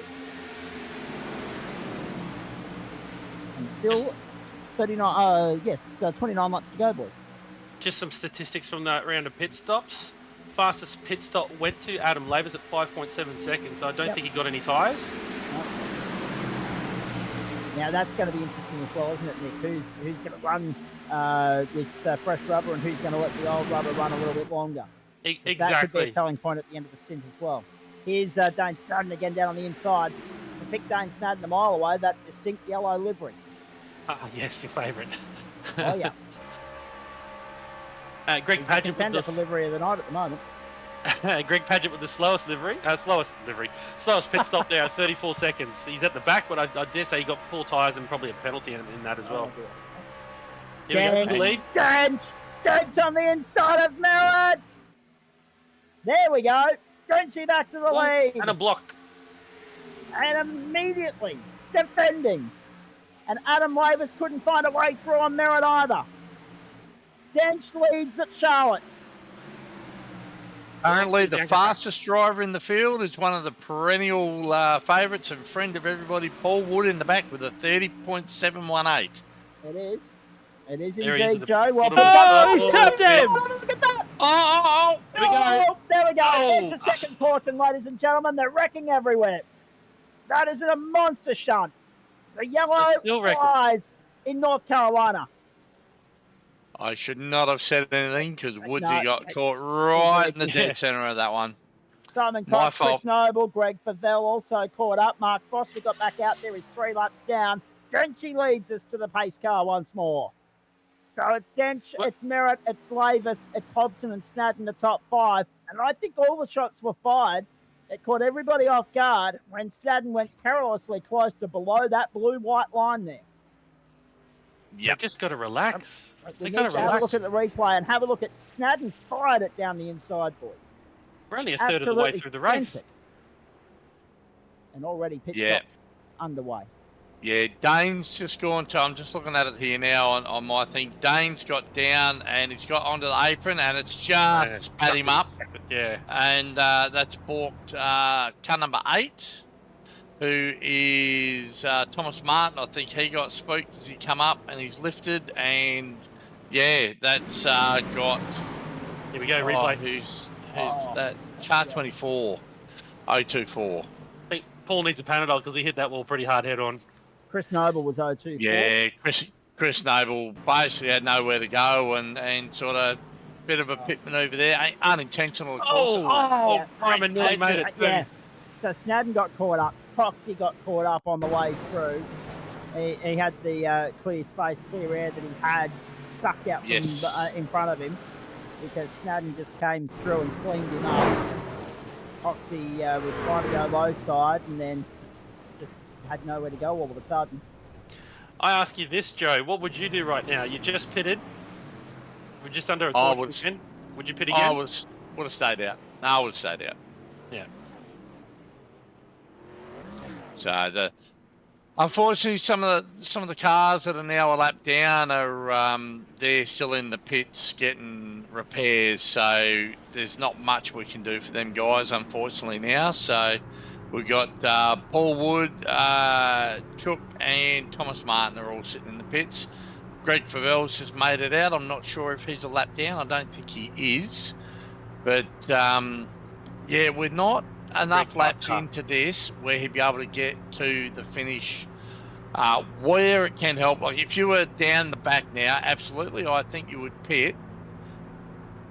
Keep topping it up. Keep topping it up until. Yes, that's right. Keep an eye on the time as well. Yeah. Yeah. Just keep topping it up. No tyres. So pop some fuel into it. Go again. And all of that brought on by the fact that we're in the pack. Oh, well, that's it. They were 3 wide, 2 wide. They don't need to be. They only just got off on a restart, and I think the guys had turbochargers when they didn't. We've got a new leader here. Dale Sharp's leading the way, and he's only pitted once. Everybody behind him has pitted a second time. So, oh no, Mark's pitted once as well. But yeah, Dale's at the front, and he did his pit stop on lap 9. What are we now? Lap 18. So 9 laps into this run, he's saving fuel, so he might get through on one more stop to the end. Well, maybe a splash. Particularly given that you also can save fuel under the safety car as well, boys. That might widen the window out. Exactly. Well. It's as a general rule, IndyCar and NASCAR, it's usually 1 lap under cautions, 2 laps under green. Yeah, so where it's, I'm lost as to what lap we're on at the moment. Live timing says we're 14 minutes in, and it says lap 18. Lap 18. So if they go green very shortly, they're still going to have to pit. I did ask. It was about lap 17, I think, was the number. So I think when we go green from here, we'll go green to the finish. Yeah, and into pit lane came Chris Noble as well, as the rest of the field come back to greet the starter once more. Green flag flies in Charlotte. 20 minutes to go, or 20 minutes to the flag. Comes first. Richie, Merritt, Lavis, Dale Sharp got stomped off the restart. There were 3 wide going to turn 1, and Lavis went to the high side to go back to third. Garrett Knight fighting down on the low side. Denchi to the front yet again with a high side move. Doing well. So we're in a position now of just let the guys know to make sure that we get the laps in. There's no more yellows from this point. So the guys, they've now got the incentive where they're going to have to race clean and get to the finish, or their race is done. That's a fair point, Joe. I'm all for getting the laps in. Absolutely. Big fan of that. Yeah, vote one for that too. Yeah, so from this point now, she's a heads up. The guys will race clean. There's enough laps left to go. We've got 21 to go. So there'll definitely be a pit stop involved. And, yeah, it should be good. Bit of strategy involved. It'll be great fun. Unfortunately, Paul Wood out of business as well, parked up on the inside of the circuit there on the run turn 3, has now got on the tow rope to pit lane. Dale Sharp running well, 5th place at the moment. Dane Snadden 7th, Trent Laver 6th, Jared Knight just placed by Sharp, who went right around the outside, getting a slipstream advantage from Adam Lavis. Dale Sharp goes to 4th. This front group has broken away. There's a 1.1 second gap to Trent, who's got Dane Snadden, Brent Hobson, Greg Favell, Tim Watson, all those blokes back there in tow. So watch this front group and watch Dale, because he's only pitted once. And remember, Dale had a great finish in the last race too. He finished 4th, so he's going to be right up there if he gets a good finish in here with with a good result in the third one. He'll have a good result overall. And Dale, he's a fairly consistent driver, so and he's proved it tonight. He's having a good run here, so that he's up to 3rd. So he's having a cracking run, and we know how good he is on the road. So that'll be an interesting race for race 3. Indeed it will be. And fingers crossed that we will finish well inside that 35-minute marker. We should do. We're past half race distance now. We're on lap 23. Brenton's got a bit of a group behind him. Absolutely. Fair group. Breathing down Hobbo's neck at the moment. Hobbo running 8th. Trent Lavis 7th. There's Hobbo. Strategy. Oh, gee. Hold your breath, boys. Drenchy leads. He's got Merritt, Sharp, Knight, Lavis, Snadden, and Lavis for company. Hobbo's got the next pack breathing down his neck. Simon Fox, Greg Favell, Sam Chapman, Tim Watson, David Johnson, Adam Tice. They are running in 2 distinct packs here at the moment, and there are 7 cars apiece. On the run down the back straight, the 164 down there on the inside can't get the job done. That was Simon Fox. I reckon Brenton's changed his strategy here. He's hanging back from the front group. Hanging back from the front group, and I reckon he's going a bit light on the loud pedal here. Okay. There could be some gamesmanship being played. We'll wait and see. Well, here's one for you and for the audience. Who's a better fuel saver, Matthew Dench or Brenton Hobson? We're about to find out, I think. I wouldn't want to put money on that bet, I tell you. And I'll throw a third one in there for fuel saving, Adam Lavis. Having talked extensively to Adam post-race, during race, after race, I reckon he's got about 3 different calculators on the screen at once, and he's punching the numbers as he drives. And he's got his brother behind him, yeah. So Trent's slowly catching up to this pack. Another thing to note here with the trucks and NASCARs in general is, of course, with the fact that you've got oval racing, we all make jokes that it's all about turning left, but these cars, these trucks are designed to do exactly that. One of the things that makes that obvious is if you just have a look at the camber on that tyre. It's positive. Positive camber, that's right. Positive camber and negative camber on the other side, yeah. As Nigel Mansell said when he went over to the States to drive an IndyCar for the first time on an oval, it looked like it had been dropped out of the truck. But didn't stop him from driving the thing dang fast. Not at all. Not at all. Deitch and Merritt continue to lead this race. Dale Sharp was 3rd, has been passed by Jared Knight down the inside. 90 back to 3rd. Sharp's hanging it high, hanging it loose. Then tucks back in.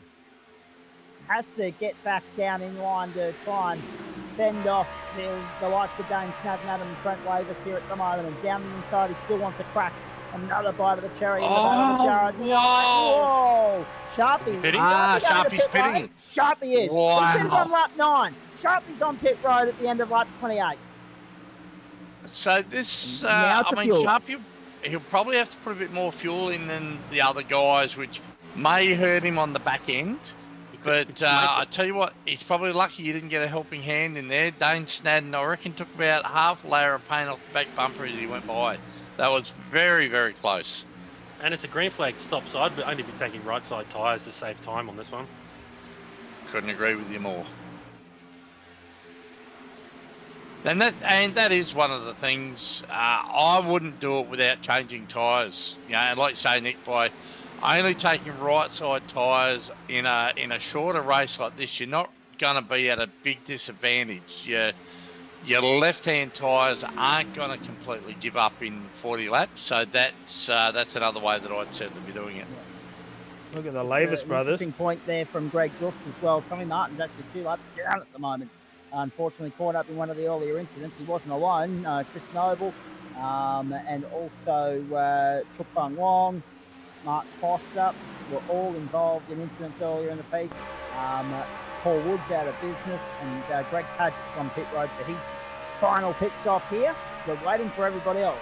When will they pull the trigger and go here? Who's going to zig, who's going to zag? Oh, Jared Knight's pulling in. Jared Knight goes early. So Jared Knight goes early, takes Brenton Hobson with him, so too Greg Favell and Greg Padgett. Dempsey's still controlling this one at the front, but we expect them to come to pit lane very shortly, despite having stopped on lap 16. Surely it's not a 24-lap run here, even with the field that's saved under the caution. Whoa! Trent Lavis and Dane Snadden got side by side. Snadden nearly got hung out into the wall. Trent comes to pit lane. Whoa, what a moment for Dane Snadden.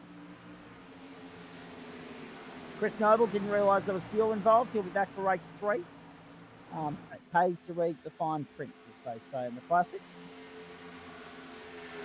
We have had a drop-off. We have had a rate of attrition here. But now we've got the fun stuff playing out. Pit stops at the back end of proceedings. Simon Cox around the outside as the rest of the field dives for pit lane. I tell you what, that's a bit rough on poor old Jared Knight. Russ James has just dropped the bomb on him. Jared Knight always goes early. That's what she said. And I would like to remind everybody that we are only at 5:43 Western time at the moment. So, I tell you what, Brent Hobson, what a charge! Here he goes now. He used the lap car there to get his way. Motors on by. Now he's dropping the hammer. He's full of fuel. He's got right side tyres. Away he goes. Everybody else in pit lane except for Simon Cox is continuing on. John Merritt and Matty Dempsey come back out. They are still in front of Hobbo here, and comfortably so, in front of Brenton Hobson. Wow. Shots fired here. Cars coming out of pits. So Hobbo's coming onto the back straight with a head of steam. And do these boys move up? No, Adam didn't move up. The move on him. Hobbo around the outside to third. Oh, Adam is a true gentleman. There's no way Hobbo would have got by me there. So you're going to have Merritt leading home, Dench leading home Hobbo at the moment, the way things stand. Oh, Hobbo has dropped the hammer. 8th before the pit stops. 3rd, gentlemen. Up to 3rd. The word of the day. Word of the day there is Neum. Now, here we go. Here we go. Is it too late? Is it too late, by the way, because I'm watching the clock. We're 24.5 minutes. We're 5 laps from home. There's no problem now with getting the laps in. Is it too late for a green-white checker? He's 5 Have a look seconds at off the this. lead. There, we won't get a green-white checker now because we've got manual yellows. True. And we've already had 2 yellows. Dane, hang on to it. Snadden down the inside. Snadden trying to go to 3rd on Brenton Hobson. Snadden, have a look at Potato. And he takes Trent Lavis with him. Oh, look at that. Hung out around the drive. Wow. Wowee. Chuk Fung Wong was going into pit lane in amongst all of that. And here comes Mav, Adam Lavis. No, Trent, that's Trent, sorry. That is Trent. Yep, and Adam's right there as well. So Hobbo's back to 5th. He's in a Lavis sandwich, old Hobbo is at the moment. He's in a lot of trouble as far as his title defence is concerned as well, boys. Down the inside, Adam Lavis to P5. Can't wait to see what the points table looks like at the end of this round of racing. Fair dinkum.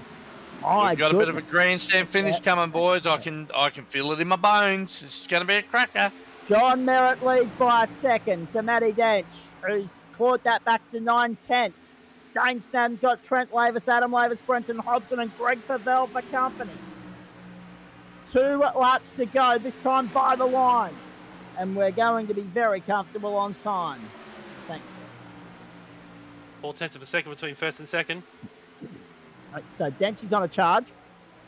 Denchi's taking chunks out of John Merritt. Denchi's on his way home. And I'll tell you what, Dane's going to be able to use... He's going to be able to use Mark's draft here. Yeah. Hang on, Joe. Have a look at this. Denchi to the inside. Cito said that John was running on canvas. That'll prove it. Dench goes by Merritt like he's standing still. John didn't take tyres. Oh, no. But overall, it's still going to hurt Denchi because he ran the canvas off in race 1. Right. Yep. John's running the canvas off in race 2. Is it a good strategy? We'll find out in another lap and a half. John's looking good. We're on the white flag lap. We're on the white flag. John's looking good here for a first and a second. A first and a second for John Merritt. Because he won the earlier race. He won the earlier race at in the rallycross segment of the night. Now he's going to get a second here. I don't know. Checkered flag. Denchi gets the W. That's lap traffic behind John Merritt. There's Snadden coming through in third in the yellow car ahead of Trent Lavis. At only 0.6 of a second away from John in the end. I missed who the lap car was. Might have been Greg Padgett, who still got home in 11th. If you don't mind. How about that? Dench wins. So Denchi's back in familiar and comfortable territory. He was in rare air earlier. It wasn't Dench like what we saw earlier in the piece. There was fireworks going off in the distance. Dench, Merritt, Snadden, Lavis. So Trent got the better of Adam. And Trent with his, well, what was it earlier? It was third, fourth in the end for Trent. Fifth, maybe? No. He finished somewhere in the top sector of the field. But John Merritt won, of course, and got a second there. So Merritt's got 2 up on Trent Lavis now. But Lavis is still very much in contention, as is Hobbo with that 6th place. Oh boy, good luck to those of you doing the calculations tonight. It is going to be hanging, teetering on the brink. No doubt about that.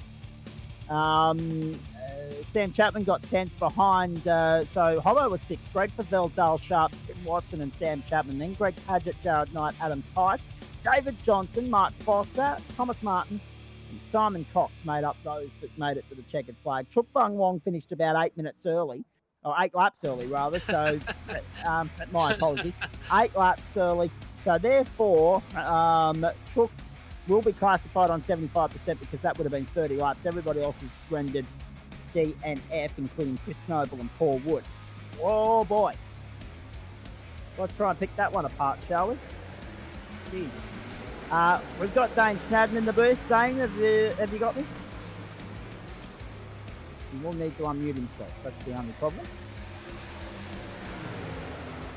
We don't have Dane at the moment. We'll get to Dane in a sec. Matty Dench getting the job done here in the end. And we got him back to have a chat to us. That's much more like it, Denchi. Yeah, I think we'll put that one down to beginner's luck, eh? Oh, come on. There's no such thing as beginner's luck with you, mate. Let's be perfectly honest. But no, well done on that because, as you say, you're not familiar with these cars in particular. You don't necessarily like ovals. But strategy, again, that is your wheelhouse, and you exercised it to a T tonight. That was brilliant. John Merritt, of course, took the gamble, decided to keep running the tyres he was on. You've obviously taken some fresh rubber there at some point that paid off. Yeah, I just took right side tyres every time we stopped. Towards like for that last pit stop, I was looking at the drop off, and I knew you're going to be close to a second faster on the new rubber on the right side. So we just went with it, and we managed to pull it back in. And that's far better than the earlier result, and it gets you back in the game, mate. But still, a lot has to fall your way when we get onto the road course in just a few moments' time. Yeah, well, I've got to get the W, and all the other ones running up the front have got to crash out. So we'll just do what we can do. Stranger things have happened on the Roval in Charlotte, as you know. You played that to a T, there's no doubt. What was going through your mind mindset there, mate, during the earlier part of that race. 2 cautions in bugger all time. Just lucky not to get caught up in any of the garbage. Yeah, like I wanted to get to P2 as fast as possible, but we kind of got boxed in on the outside there a couple of times. So yeah, as the opportunity arose, we went to the front, and then it looked like the lead car just lifted and let me sail on by. So I was like, all right, let's just keep going. Let's have a look at Dale Sharp. Stuffed my pit stop, never done it oval before, might need to do more. Gary Sharpie's obviously enjoyed it, as has your nemesis in front of the field there, one Jay Merritt, who will welcome into the booth now as well. Whilst we've got you, Denchi, I mean, you sat in early, you played the game, you applied a level of patience to that. How long into the race did you realise that it was going to require a second splash once you took the first?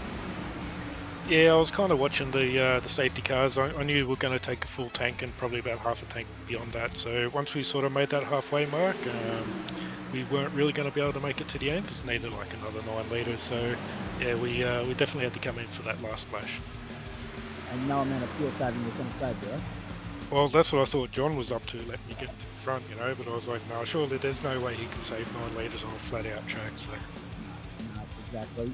You brought some luck there, no doubt about that. Hey, well done, mate. Congratulations. We should have some news very shortly from Mr. Baldwin, Zuno and Fodiatis on what the combination is for race 3. We know it's the Roval. We just don't know which car is yet. My money would be on the NASCAR, but these guys might throw a spanner in the works. Stick around and we'll get your thought on that in just a moment. Daniel Friasar. It's the... Actually, since they've all jumped back in, I'll let them tell it, just in case it's changed. Yeah, Joe Baldwin, Nick Fodiatis and Josh Zuno. What have you got for me? What are we going in with leg 3 of the race champions as far as car is concerned on the Roval here? Go, Nick. Well, considering this facility has all 3... disciplines that we needed for this particular thing, and the big thing in Charlotte is stock cars, so we're going with a street stock. Ooh, a little bit slower. Yeah, righto. Okay. Spanner in the works. I thought you were going to go the Cup car or the Busch Series car.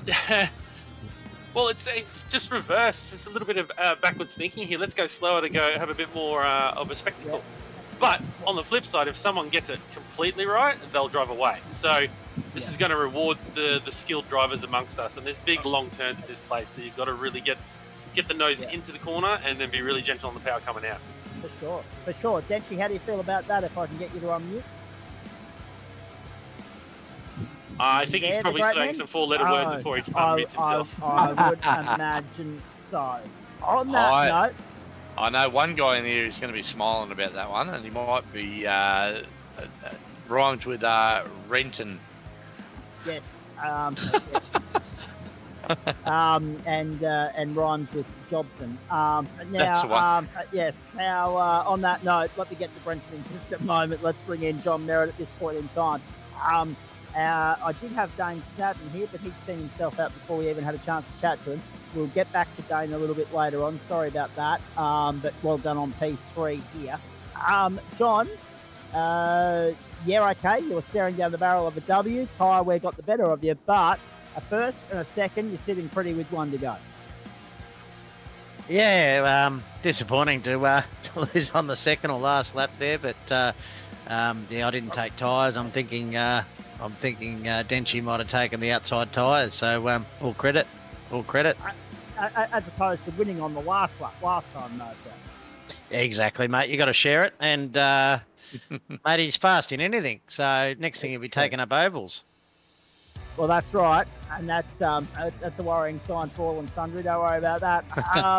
So why the choice not to go tyres?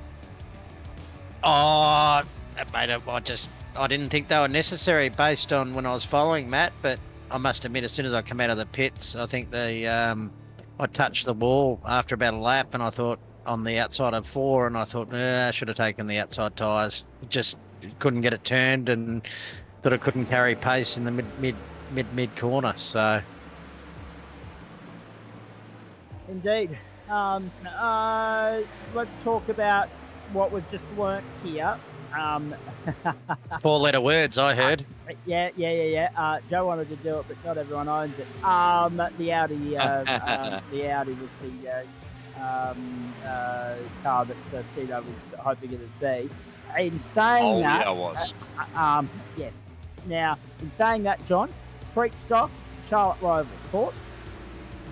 Like the course. Can't say it's a combo I've tried here, but we'll find out shortly. Yeah, I think, as the boys pointed out, it's probably all a bit about throttle control. So, but hopefully it throws up a good race. Hopefully it does, mate. And you've got to essentially just keep it clean here. You're in the box seat to dethrone Hobson, who we'll hear from in just a moment, and be the GSRC race champion in 2023. How would that suit you as a title going into 2022? I'd be pretty happy, mate. I haven't made too many championships this year and wasn't able to attend. So I just want to point out, at the end of 2022, John won like about 5 or 6 different championships in the GSRC. So for him to have a dry calendar spell at GSRC for the 2023 calendar year was a bit odd, but then he raced his way in. So all the power to you. Now, just a quick note to Daniel. There in your inbox, mate, I just sent you a screenshot that you might be able to share up, which is the running points tally for tonight, mate. Ooh, here we go. Righto. So actually, who's in charge of the points, Joe? You or Adam Lavis? iRacing. We're just going off iRacing's point system, which is when you do a running thing like this, and I suck at spreadsheets because I'm apparently computer dyslexic. It's just a lot easier to let the iRacing points do the job. So we just run with the iRacing championship point system, and that way you don't have to sit and wait for old Fumble Fingers Baldwin to work out any of the points. So I think the freak El Presidente, as we call him around here these days. John? I think the freak in the sheets is racing tonight. Yeah, he is absolutely. He's having a race tonight, and there we go. So there's our running total of the points, gentlemen. So at the moment we've got one John Jay Merritt's Merritt. got a very nice advantage up his sleeve, a nice buffer to play with.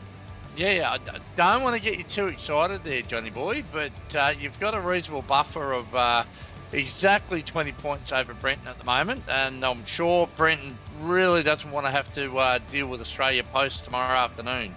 So he's going to be hot on your heels for this one, mate. I promise you that. What do you got to say about that one, Brenton?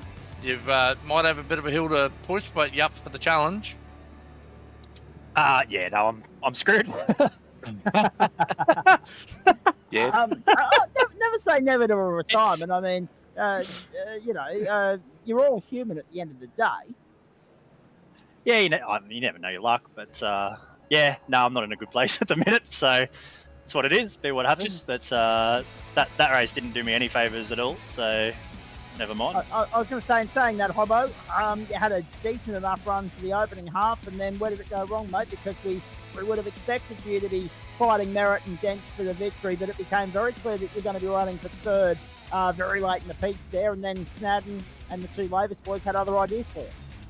I actually think that I might have had that one, but it got away because it's just a car that I don't drive, and all my controls have been changed since then. So my strategy screwed up when I couldn't pit the way I wanted and end up taking all the fuel and no tyres at that last stop. So I almost could have got that one without stopping with the fuel save. I was only about 3 laps away from doing it, and I think my stop would have put me at the front. But I don't know. Who knows? We don't know what would happen, I guess. But it was just a bit of an issue there. So never mind. No point worried about that. It's in the past. Just to point out, guys, this has the big the big long chicane, not the nasty fast one that we had in 2018. But look, anything can happen. Someone could lock up some brakes and take some people out like 10 pins. So the 2 chicanes are going to be where the party's at, I think. All right, I'm looking forward to it immensely already. Hobbo, what's your plan of attack for the street stock, please? I'll just survive if I can. Yep. Okay. It hasn't really gone to plan tonight, so no. I'll might see if I can't give these guys a bit of a flogging. Do that. entertain us on the way, mate. We're looking forward to it. We'll chat to you at the end of leg 3. No worries. John, Thanks, Brenton. John Merritt, just to finish with you. Do you change your plan of attack now you've got the buffer to play with, or do you go out there to try and put the icing on the cake? Oh, I think I'm with Hobbo, mate. I'll just be trying to keep it on the asphalt, keep it on the island. But I have seen him in some of these interesting combos, and the NASCARs, he's pretty red hot. So, no, mate, I'll just see if I can go around. As I said, I don't think I've ever driven this combination around here. So, all right, mate. We'll let you go and get acquainted with that. Thank you, and we'll chat to you at the end. thank you. Cheers. Wow. John Merritt on the cusp of glory tonight here on the platforms at Gentleman Sim Racing Club. So leg 1 went the way of John Merritt. Leg 2 went the way of Matthew Dench. But it hasn't been a straightforward night for the likes of Dench, Trent Lavis, or indeed also Brenton Hobson. But we're looking forward to seeing what comes of the final leg very shortly. Whilst we load that up and get ready to rock and roll, we might take a break on the platforms of Gentleman Sim Racing Club. Sweet stocks around here on the Roval configuration when we come back. Hope you're enjoying a very special edition of Tuesday Night Motorsport on the 12th of the 12th, 2023. Our last hit out on a weeknight this year, and a special edition, I should point out as well, as we crown our Racer Champions champion, our club champion, if you like, for 2023. 2 legs down, 1 to come, a breather from us and back to bring you that final leg on the end of the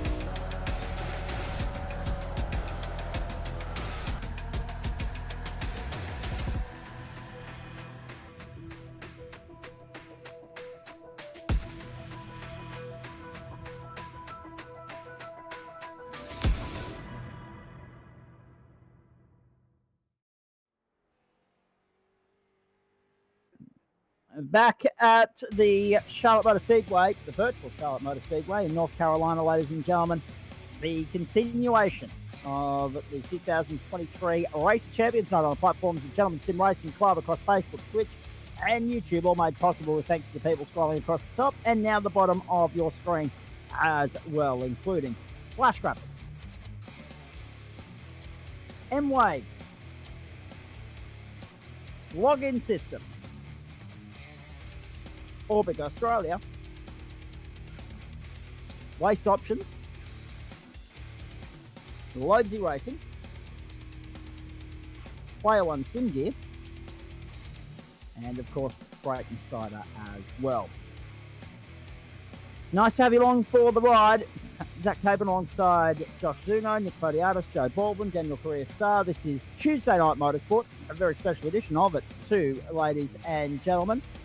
And as I said at the top of the broadcast, it's almost like we're at week 10 plus 2, to put an injury time reference to it for football fanatics among you, because we signed off a week and a half ago and we're still here doing overtime. But no better night to do it, because this is the best of the best within the club throughout the course of the year. All of our category champions along the way throughout the course of 40 weeks of racing. And at the cream of the crop at the moment, the top of the timesheets, the top of the bunch, is the great man, John Hotlap Merritt, doing a beautiful job here. And has a 20-point buffer up the sleeve coming into the final leg of the night. At the moment, as we've tried a bit of a curveball here and put all these guys in the street stock for the final race of the night, with Trent Lavis, Matthew Dench, Brenton Hobson, and John Merritt and Greg Favell at the top of the timesheet. We've thrown them a spanner in the works by putting them in the street stock rather than the NASCAR for this final leg of the Triple Treat. And we're looking forward to what might come of that when we go racing in just a few moments' time. I've got Nick Podiatis, I've got Joe Baldwin and Josh Zuno here as well. Josh, a relatively smooth night at the office.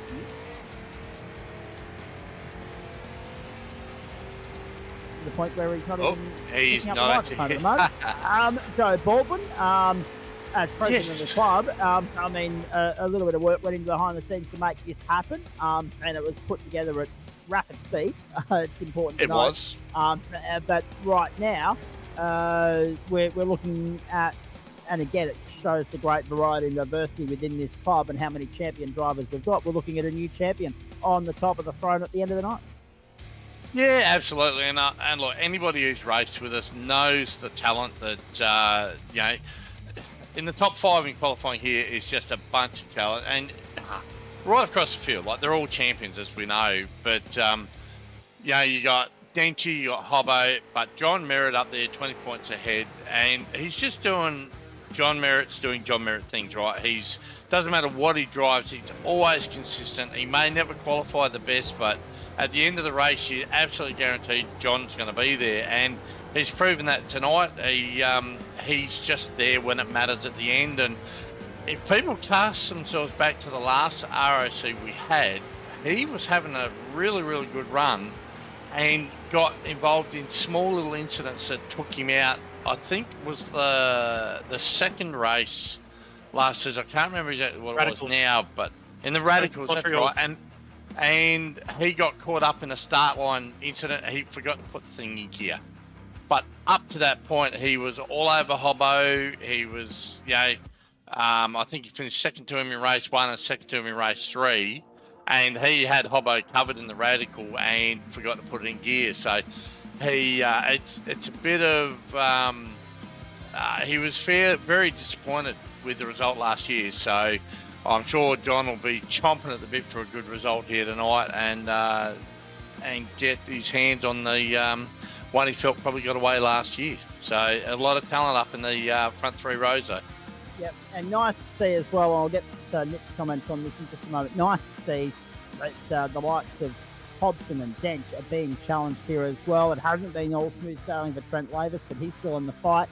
Adam Lavis a little bit further back as well. But all the cream has risen to the top of the crop here as far as that front 4 rows of the grid are concerned. Lavis and Dench to lead us away behind the pace car here in just a few moments' time. Hobson and Merritt the second row. Third row, Greg Favell and Sam Chapman. Fourth row, Adam Lavis, Jared Knight. Fifth row, Thomas Martin and Truk Fung Wong.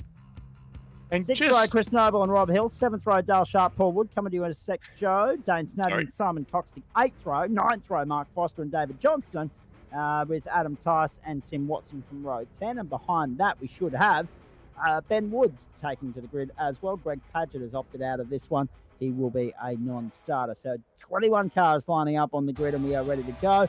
And Joe, before you chime in with what you were going to say, this is not the last special event we've got planned for this summer. We'll, of course, talk about the final round of the Login Systems Endurance Championship a little bit later on. But January 7th, first Sunday of the new year, we're reconvening for something pretty bloody special. We certainly are. We've got another gentleman last night who was actually messaging me, and he is as keen as mustard to get on board and get onto the socials and advertise it and get the word out. But we're running a charity race where it's not going to be for club members only. We're going to put it out into other clubs and like other avenues of Australian sim racing, and there's a lot of guys in Australia on the service to see if people want to get involved. We're going to run a charity race for men's health, all to combat what is men's health and support Beyond Blue, which is a fantastic organisation. So as a club, I think the Gentlemen's Sim Racing Club organising an event like that is something that I think we could all be proud of on the 7th of January. So that'll be something for people to get in and watch the broadcast. If they don't want to drive, you don't have to be a driver to get involved. I will be in Wollongong for the bulk of that weekend, but I'm coming straight back from it mid-Sunday afternoon to be in the booth for it Sunday night. I'm looking forward to it. Dave Dench saying this will be interesting in the third session.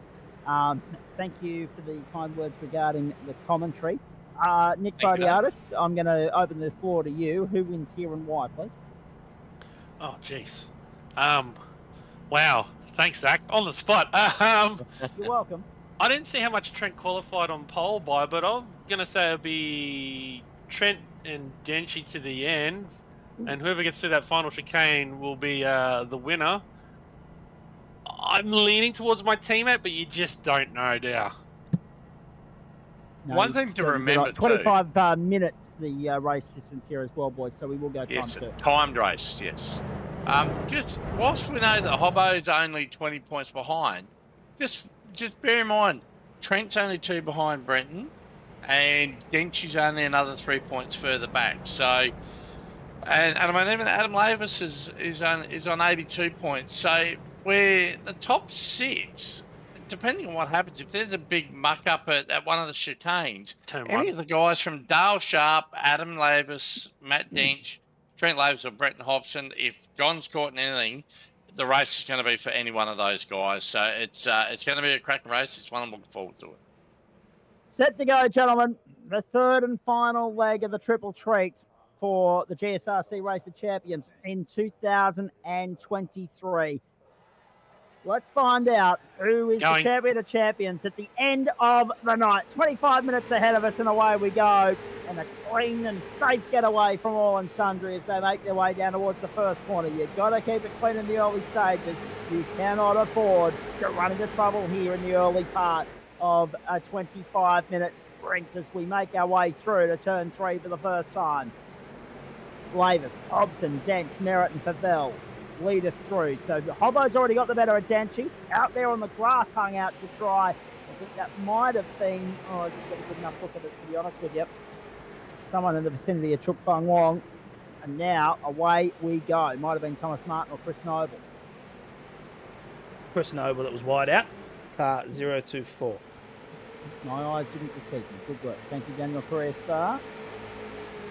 The second quietest member of the broadcast team tonight, the quietest has been Josh Juno because he's had no work to do whatsoever in race control compared to a normal night at the office. But that's what happens when you put the cream of the crop together. They're very well behaved. Oh, I've got one back, but on the back straight. And truck racing for you. Trouble on the back straight. is going to drop Rob Hill down the order 7 spots. And Simon Cox down 5 and Dane Snadden down 5 as well. Let's have a look at this. Oh, no. Oh, he got Off tapped the into the wall. wall. Oh, he met him He again. had company. He had company. So that was Dane And Simon. Dane Snadden and Simon and Cox. And now Rob I'm not Hill. sure what the fuel numbers are here, boys, but can you get Yeah. home after stopping on lap 1? Because that's what all 3 of those gentlemen are about to do, I'd imagine. Not sure on the numbers actually. It's No. Brenton's in the lead. Yeah, being a timed race, it's going to be a difficult one for him. Everyone's going to have to be on the ball with the fuel. When you do it as a timed lap, a lot of the calculators aren't quite as clever as Adam Lavis. So if anybody's going to run it down to the last couple of 100 mil at the end of the race, it's going to be Adam. But I'm sure a lot of the guys that know what the go is, they'll keep an eye on what Mr. Adam Maverick's doing, and when he pits, they'll follow. Now, I didn't get a chance to update this earlier, but would love the chance to do it now, boys, and that is the round the ground score update from the BBL, and it was the Brisbane Heat 7 for 151 in their 20 overs, and a 10-second penalty for Rob Hill in the early piece here as well. Jared Knight tank sniper moment through the chicane on the back straight. In the reply, with 121 needed off 93 balls, the Sydney Thunder at 2:31 through 4.5 overs at Monica Oval in Canberra. Right, back to the race we go. And we continue to watch riding on board with Adam Lavis here, following Sam Chapman through. And then up the road, Greg Favell, Matthew Dench, John Merritt, Trent Lavis, the leader of the pack, B. Hobson. By his own admission, a shocker of a night thus far, and it's left him in a pretty rattled headspace, but he'd love nothing more than the clear air he's in at the moment. Top 10 all still nose to tail here. Oh, top 12 by looks of things. All a couple tenths away from each other. So it's all follow the leader for the time being, see what happens. But Brenton Hobson's in the box seat so far. We're looking at this. If you want an update a little bit on where John Merritt has to finish overall, if Brenton wins, he's going to need to finish in 6th. That's not taken into account zero incident point bonuses or anything, but for him to finish within 20 points, he's going to have to finish in at least 6th or better. So that'll be something to keep an eye on. Jared Knight getting very close. He's caught him up. They got hung up. I think he's missed a gear. He's looking for a gear. Yep, and that's Go Woodsy. Chris Noble dropping down the order as well. So too Dane Snadden. So a couple of drivers in trouble, out of contention early here. Hobson, Lavis, Merritt. Have a look at Adam Lavis all over the back of Sam Chapman back to the main straight, and Greg Favell just ahead of them as well. And Denchi all over the back of John Merritt at the moment with the fastest lap of the race, 129.250. We've got a race in 4 at the front of the field, fellas, as we continue to watch the battle for 6th here. Chapman and Lavis. These two have a little bit of history. We've seen them come together in Formula V on 1 or 2 occasions, I'm pretty sure I'm right in saying. There might have No, been Chapman a has swap history there of in someone the that'll be tuning in a little bit later on by the name of C. Whitaker when he watches the replay as well. Took Fung Wong, this is what happened. Uh-oh. Too much rear. Oh. Dang. Pinball, Very that's easy right. done. Every corner got a taste of the wall then. Uh-oh. Oh, no. Contact continued. Dale Sharp got sent packing. Oh, he's done a flick spin in front of Chook, who was rejoining. Of the 21 starters, 21 are still running. That's impressive. But they're very well spread out already. About half a lap covering first and last at the moment. Brenton Hobson, the leader, back around onto the main straight. We pick up Trent Lavis, trying to go down on the inside. Hobo slams the door shut. This is what CW was talking about earlier in the day, whether there'll be a door or two shown by Trent Lavis here. This might be the time. Got to remember, these two used to go at it in the Friday night NASCARs. Absolutely, baby. Yes, they did. We've been around the club long enough to remember that well. And there was I was trying to think of the name of the other gentleman who used to go in and was racing with them every Friday night. I can't think of the gentleman's name. Glenn Postlethwaite, wasn't it? Postlethwaite. Postlethwaite, that was him. And those three guys, they put on some cracking racing on the Friday nights there back in the day. So, it's 2020, back in the day. Yeah, oh well, I mean, A lot's happened since then. when you're 3 years old, 3 years ago seemed like a lifetime, right? That's right. So, but there was these guys were always racing clean, and they were just in those cars. They were head and shoulders above the rest. So I'm not surprised to see them up here battling out at the front of the field. And and you got Denchi. He's got the fastest lap at the moment, not by much. He's 29.25. New leader. Trent's around the outside. He's going to make it work. Oh, who's braver? Who's got Hobbo was nearly on the grass. Oh, look at the speed! He was on the grass. Look at the speed! Magnificent. And look at who's closing in as well. I was about John Merritt and Matt Tench. Merritt, of course, staring down the barrel of dethroning Hobbo from the Race of Champions mantle. But So, now Trent's hung it out wide. Hobbo on the inside. Merritt goes with him. He goes. Oh, Trent's been Matt mugged Tench as well. so hard. Poor old Trent. Yeah, he just cut it too far. Had to give up there. The top four all night have been pretty much the top four for most of this year in, well, I guess Brenton aside, top three. Absolutely. 3 of the 4 have been the top blokes in the club for most of just about every discipline that we got. Yep. I don't know about you guys, but I'm sitting here watching John Merritt going, oh, I get involved. He's collected. Well, that's right. He's collected the wall a couple of times. You actually have a look. We can. I'll cut over to him now. You might be able to see it on some of the closer shots, but he's got panel damage everywhere. He has been inching ever closer to some of these exits, and he's not afraid to leave some paint on them. It's like the goal. And Bent now left 3/4 slamming it again, sliding through. It's out of control. Like the Gold Coast of the curb hopping there. Denchi's right underneath the rear wing, or was It's the end of lap if you 6, call it a 9 wing. minutes gone at 25 minutes. Spoiler. 9 minutes and 25 gone. Lap 6 in the books. So we're heading for 13, 14, 15, let's say 16 laps of racing here, with a splash and dash potentially required. Maybe, just maybe, they'll sneak a 17th in if that pit stop transit isn't too long. I wouldn't imagine, no matter how much you wear the tyres out on this car, I certainly wouldn't imagine anybody be taking tyres. These things, you take pack lunch and a water bottle while they're changing the tyres in these cars, it's terrible. So it's, if the race was longer, you'd probably take them, but in here now, I wouldn't be, but I'm not out there on the track driving. No. Greg Favel's closing in on the top Oh, four. two cars on the wall! David Johnson was one of them. They'll start the other. Oh, Sharpie's car's not going straight. Johnson's car neither's David's. straight to the wall. Oh, no. Uh-oh. Right-hand turn. Bouncing off walls all the way back to pit lane, I think. No, he's on the toe right. Gone. See you, Jono. Now he's just got to go out. El Presidente. That's unlucky for him. He's just got to go out and hit the pace car. Favel's coming. Oh, wow, look at this for the lead. Whoa! John Merritt nearly got chopped across on by Brenton Hobson and then went down the inside, puts himself on the outside for the chicane. Holo's going to lead him back to the line. You must have to slow down, guys. Yep. Lavis wants to weigh in on this as well.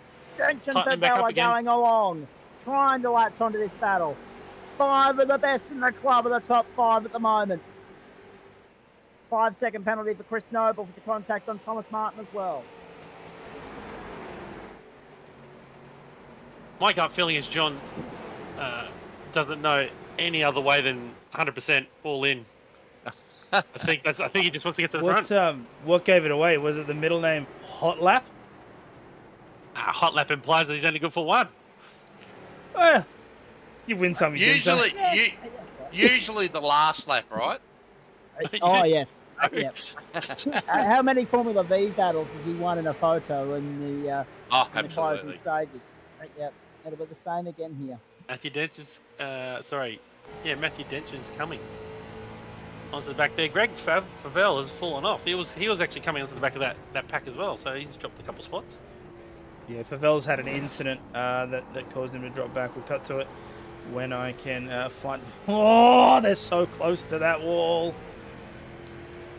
Yeah, it seems to me Brenton's not getting good runs out of that first chicane, and he's being set up by all the guys into the second chicane. Trent's licking his lips here. No, Johnny backs out, just gets in behind. He doesn't need to lead or win, but that's not John's mindset. Tell him that. It's just not his. Oh, Greg swiped the wall there. Uh-oh. No, his wheel. His steering wheel didn't move. No. As he had a steering failure, maybe. Favell. Another one bites today. Oh, look at it. That wheel is gone. It doesn't spin. Yeah, that wheel's broken. So when he tapped that wall, he ended up breaking that tyre. Here we go. Right front off it, yep. Oofed. Yep, there you go. There it is. And bang. Just to make sure. Yeah. He's in the pits now. Probably won't take him completely out of it. I'm sure if they pit now, like we're nearly halfway through, so he should be able to top it up and get through to the end. It'll keep him on the lead lap by the end of the race, but probably taking him out for a top 5 at the end of it. Absolutely. So Hobson leads us, Merritt second, Lavis, Dench, all the 4 of them together again. What a sight this is. Lo and behold, ladies and gentlemen, just enjoy this moment. 4 of the best in various different disciplines, plying their trade in the same bit of kit. And they're right at the top end of town. John got a bit really there. Under pressure from Lavis. Lavis trying to get down on the inside of turn 1. Will he dive? Will he go? Will he stand? Yes, he will. Does he get the door out? No. Down the inside, he just makes enough room for both he and John to squeeze through the corner. Oh, Dench! There by inches. Up the outside. Dench can't get through. Can he get through on the inside to the next corner? No, it's pretty much one line traffic through there. I'll tell you what, we should have just nearly had this as the one and only race. What a show these gentlemen are putting on tonight. Absolutely. Hobson leads by 1.1 to Lavis, Merritt and Dench. So the problem now for these guys is that Hobbo's taken off. Thomas Martin gets a 10-second penalty for a bad rejoin. Probably a good time to bring Josh Zuno into the commentary box at this point. They're actually giving you a little bit of work to do this time round, mate. A lot, actually. I am checking everything at the moment because things aren't really logging correctly. And, yeah, it's a difficult combo. Everyone's struggling. So, yeah, been full on. How have you enjoyed the rest of the night, though, mate? Mate, I've enjoyed the whole thing, like this included. I love seeing, like, these guys are the cream of the crop, and seeing these guys struggle is it's mind-blowing. You know, and I will say, Trent didn't know it, but he's been practicing for this for the past week, doing a lot of rally. We've been doing a lot of rally of late, so these combos really have, the rallies helped, dare I say. Oh, I'll tell you what, Josh, you're onto something. Maybe that's what we should do for the Race of Champions next year. Just one run on Mineshaft. Oh. Now, we want people to be able to finish, though. That's the thing. Now, Benny Wood stopped on lap 4. Paul Wood on lap 6. And Greg Favell on lap 8. David Johnson's parked up for the... Actually, no, he's out. Back out on the racetrack, but he is a lap down. Tim Watson is in pit lane now, also a lap down at the tail end of the field. All 21 that started are still somehow involved in this thing, despite the attrition and the carnage that is ensued. The big moments, the hairy moments. Nat Deck sitting 4th in the pack at the moment. Lavis is trying to get them to latch back onto Hobson. They're working together, he and Merritt, to reel, to rein the defending Race of Champions Victor in. We know that Hobbo's not going to sit on the throne again tonight. He will pass the baton over. He'll relinquish the crown. But he won't do it without one hell of a fight. leading from the front here in the grand finale. Lavis. A case of what might have been for him as well, given what happened in the closing stages there in the rallycross with the tyre wear. Given that he wasn't first past the post in the NASCARs, he was that next batch through in the trucks. And now, here we are at the end of lap 11. So again, we've got 6 to go. We're going to get to 17 the way we're going. And right now, it is Trent Lavis all over the back of Brenton Hobson. Well, he's had to work hard to reduce that gap. So once again, is the tyre's going to be an issue? Time will tell, my friend.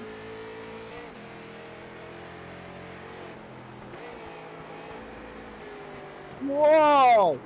Hobo standing on the gas, sliding it through. These things are all over the place. They're out of control. It's starting to look like they're actually moving around a lot more than what they were early on. So whether there's a bit of tyre wear or just getting the tyres hot, we can see the in different shots the brake discs are glowing red hot. They're only about 9 inches in diameter on these cars. So I'd imagine the brakes get a fairly hard time in this car, but. Yeah, these guys, what a clinic they're putting on. Just so clean, calculated, and yeah, and I mean, I know we've said it before, but just 4 of the best, right?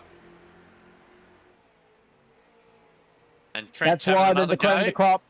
Trent around the outside this time. That'll put him beautifully on the inside for the chicane. Will he dive? Will he dive? Yes, he will. Hobbo has to leave him. And he fed him onto the dirt. Oh, that's going to give Hobbo a slow down, I reckon. Absolutely it is. And here comes John Merritt as well. Hobbo's lost out completely here. Merritt to the inside to the lead on Trent Lavis. And taking Denchi with him. Trent Lavis now potentially thrown in a 3-horse race. As Denchi ranges around the outside. Can't get it done. Lavis moves across to cover it off. Merritt has a little bit of breathing space. 0.6 of a second. Good trying to find a way through to go with John. Can't do it. And now, go for it, Nick. I was going to say, I've got a question for you guys. If Trent has forced Brenton off the road and Brenton gets a slowdown for it, does Trent have to redress now? That'll be a decision made. That'll be a judgment, adjudication for Josh Juno. I would imagine at this point. We'll be reviewing the tape as we speak.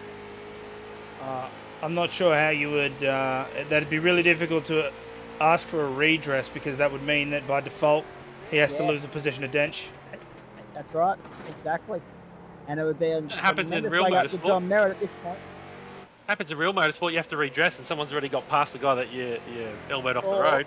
Or is there a time penalty coming his way? Or was it hard and fair? Definitely looking into this one, guys. There's also, I'm taking it to there was also a little bit of a tap that when earlier on in the race when they swapped positions. So I'm letting a little bit of argy-bargy happen up front, not too much. I appreciate it. Oh, Chapo and Lavis. Lavis in the grass. That'll be a slowdown. Yeah, and Chapo killed himself trying to avoid. Oh, that car looks very second-hand now. He's got up here. He's probably far enough up, and he's grabbed the curb, and just the weight shift has caught him out. What did I say, Zach, about the final chicane? Exactly. Exactly. Oh, dear. And now, Merritt, Lavis, Dench. Lavis again latching back on to Merritt and taking Dench with him. Hobbo, a second down the road, has gone from leading the thing to being fourth at a 4-horse race, but no better 4 horses in the field than these 4 gentlemen here. We're on lap 14. You start to get the thing, they might be able to go pit stop free here. They might be able to just run to the clock. No fuel required. We'll wait and see. I'll be and if that's the case, it'll be 3 laps. It'll be 3 laps at the line if that's the case. Have a look at John Merritt again. Millimeters from the wall. Well, lucky he's already crunched that quarter panel in. That's the only reason why he missed the wall that lap. I'd say so. My goodness, that was close. That was tight. And you can see how much Trent Lavis benefits from that, Joe. Have a look at him. He's just reeled him in. Just pull him in, half a tenth. Oh, he's right on him. Lavis he's going to make a move down into turn 1 here. Lavis going to the lead at turn 1. Oh, but There he gets a was switchback. Over, There over. was contact. Oh, and here comes Denchy. There was contact between Lavis and Merritt on the way through turn 1. It was the rear right of Lavis onto the front left of Merritt. It didn't do them any favours or harm whatsoever. Merritt's been able to power around the outside and get the lead back. Did anybody put a cheeky fiver on Hot Lap to go a trifecta of wins? Well, he didn't win the previous race. Was He didn't win second in race the previous race. Oh, he didn't. No, he finished second, of course. That's right. Yeah, but it would have been a good bet. It would have been very close. It would have been very tempting at the start of the night, no doubt about that. But then again, we probably didn't expect Dench and Hobson to not be on the top step of the summit. With no disrespect to anybody else, they were the two favourites coming in. Hobson to defend the title, and Dench because, well, what hasn't he won this year? And all of a sudden, John Merritt, talk about saving the best until last. Too late to go at the line, boys. Doesn't matter whether you put him into a Porsche or a street stock. Apparently, Denchy's competitive again. Yeah, and I mean Trent. We know Trent. He's almost the Kyle Larson of the club. Yeah, you can put him in just about anything and he's fast. So, yeah, just three of the best. Hobbo, unfortunately, a bit of a skirmish there, which has got him out of the draft and out of the battle here, which is probably a bit disappointing for Brenton, but I think he'll probably still finish second. Oh, he may drop out of the top 2 or 3 because there was very, very minimal points between Lavis, Dench and Hobson there in the championship after race 2. So it's going to be interesting, the overall podium for this one.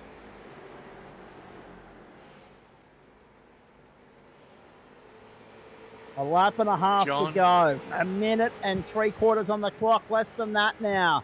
They make their way onto the banking. We gave Trent them all too Lavis much trying to fuel. close in. I think you certainly did, boys. Trent Lavis trying to close up on John Merritt. Matty Dench there in 3rd. Hobbo, unfortunately, out of the race now in 4th. Unless something awry goes wrong up front. There's no reason why it won't. We've learnt to expect the unexpected tonight. Mark Foster back in pit lane. David Johnson still a lap down. Everybody else, Dane Snadden actually could be lap traffic here for these guys on this last lap if he's not careful. He's the last of those on the lead lap at the moment. There he is, coming across the start-finish line now. White flag in the air. 1 to go in Charlotte. Barney's had a bit of a workout tonight. Snadden. Oh, Snadden. I heard noise. Didn't get away with it. Snadden's out of business. Wow. I think he's come undone on the final lap. He very well may have just been doing what he could then to get out of the guy's way, so he didn't intervene, I think. No, he hasn't. No, he's just outbraked himself and slid up against the wall. Yeah. Oh, Lavis! Whoa! And Denchi wanted a piece of that down the inside as well. They're not going to catch John Merritt at this rate.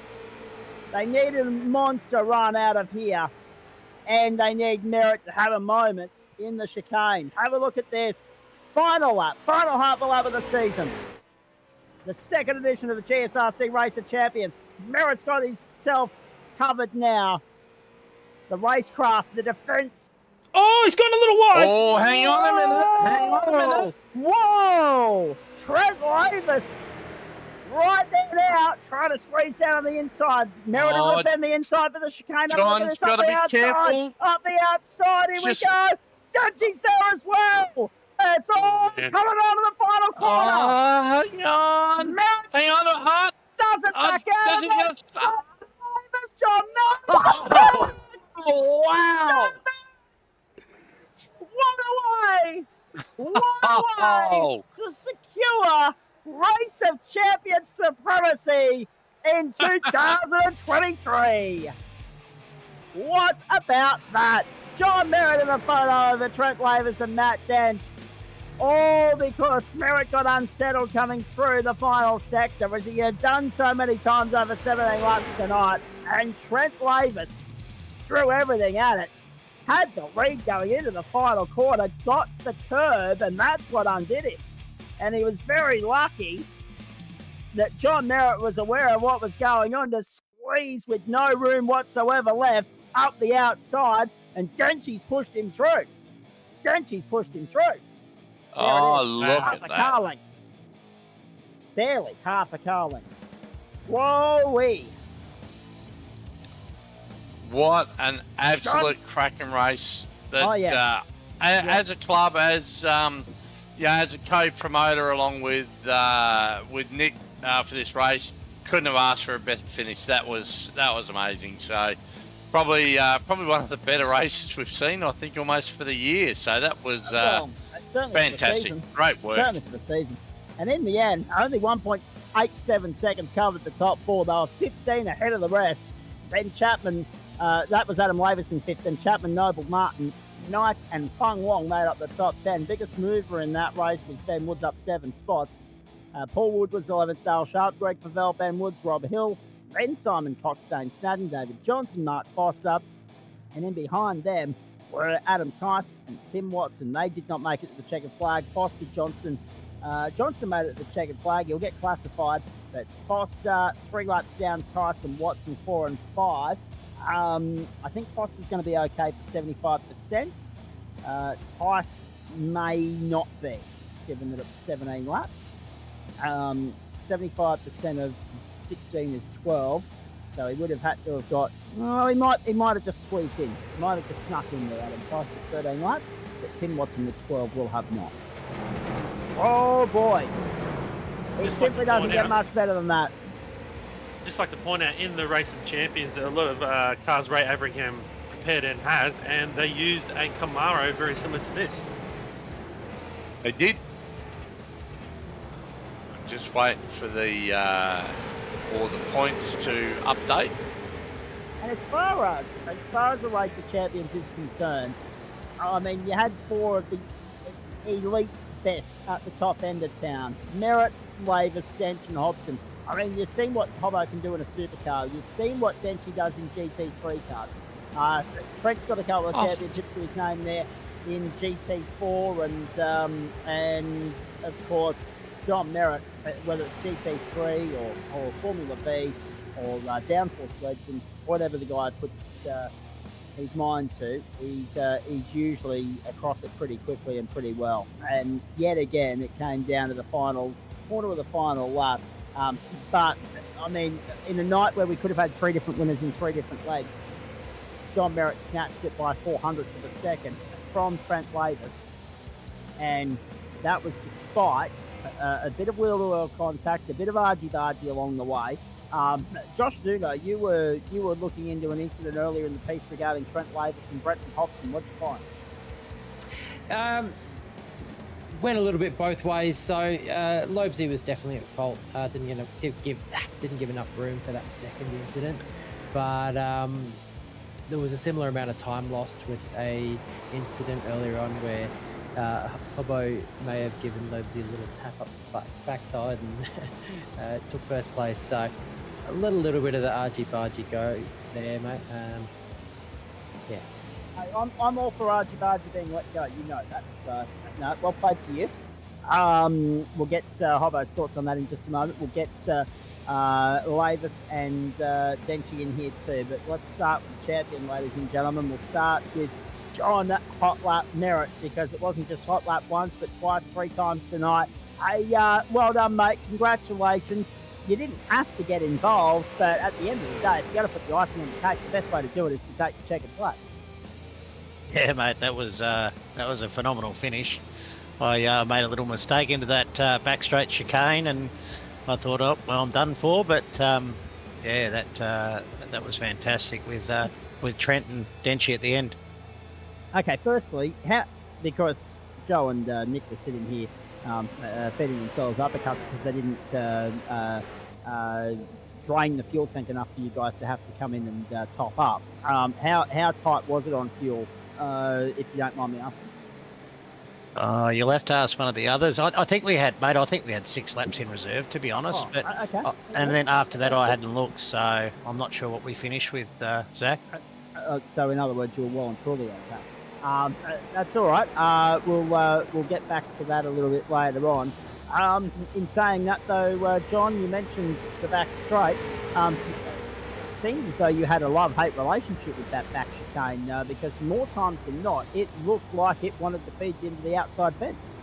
Yeah, I couldn't get a rhythm through there. I was pretty good onto the back straight, and so I was probably holding my own or making a little gap, but a few 0Xs through the race that it was trying to kill me for sure.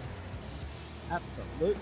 And it was moments like that that invited Trent back in, invited Denchi back in. I mean, no surprise to see that Denchi was competitive towards the end there. It's not the first time that he sold us Brenton Hobson on the platforms of the Gentleman Sim Racing Club.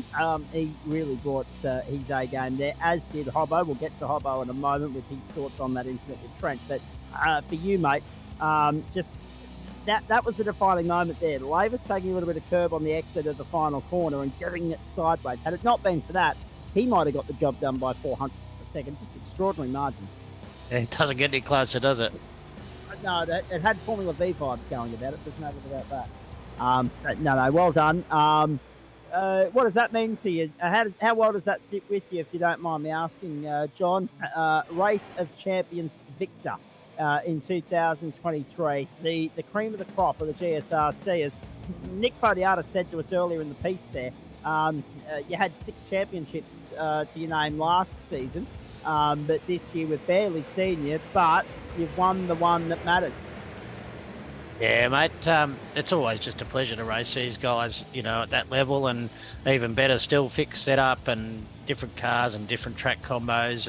It just throws a good variable in, and mate, it was sort of the same protagonist most of the 3 races, which I think speaks volumes.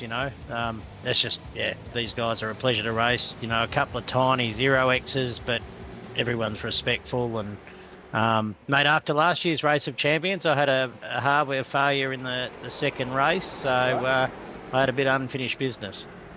You certainly did, and what a way to finish it off as well. I mean, with a first, second, and a first, and at the start of the night, we had no idea who would have came in as the unbackable favourite, but you ended up being the person that anyone that was having a flutter should have had a flutter on, and barely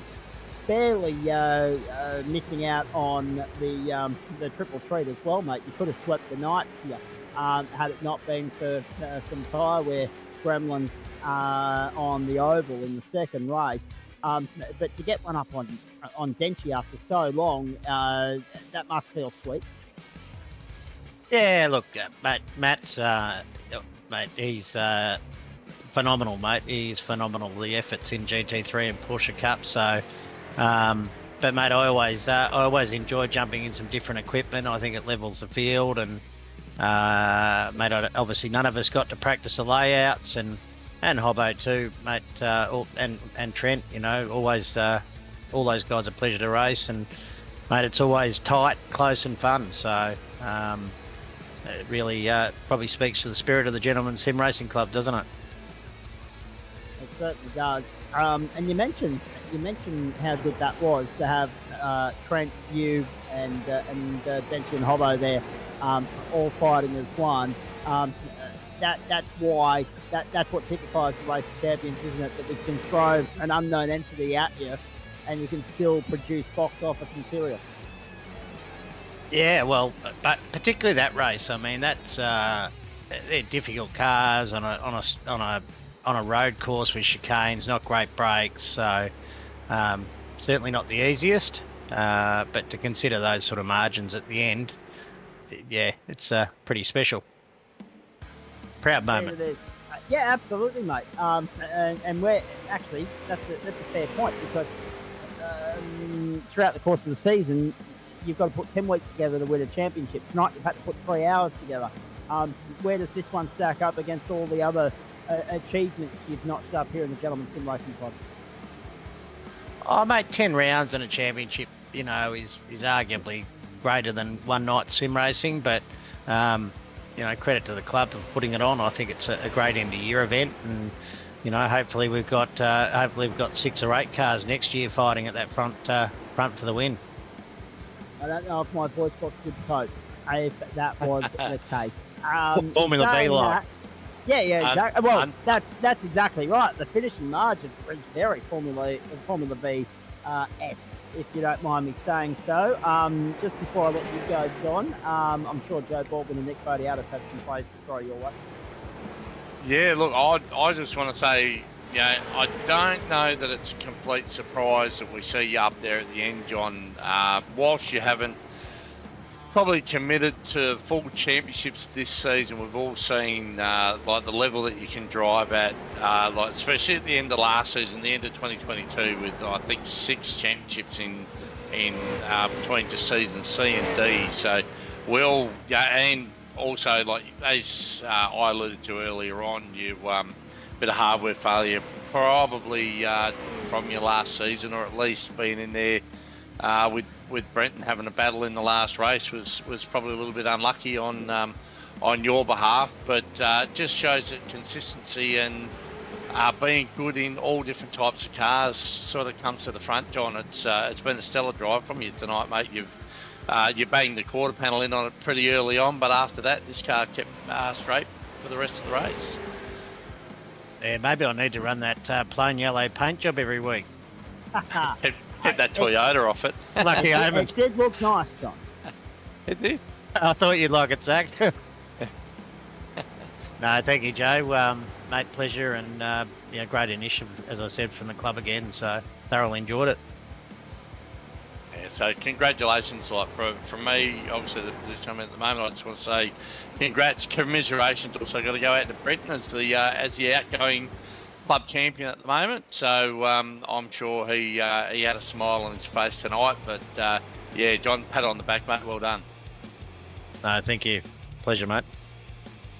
No, congratulations to you, John Merritt. Do we go and celebrate with a cold one now, or what's next?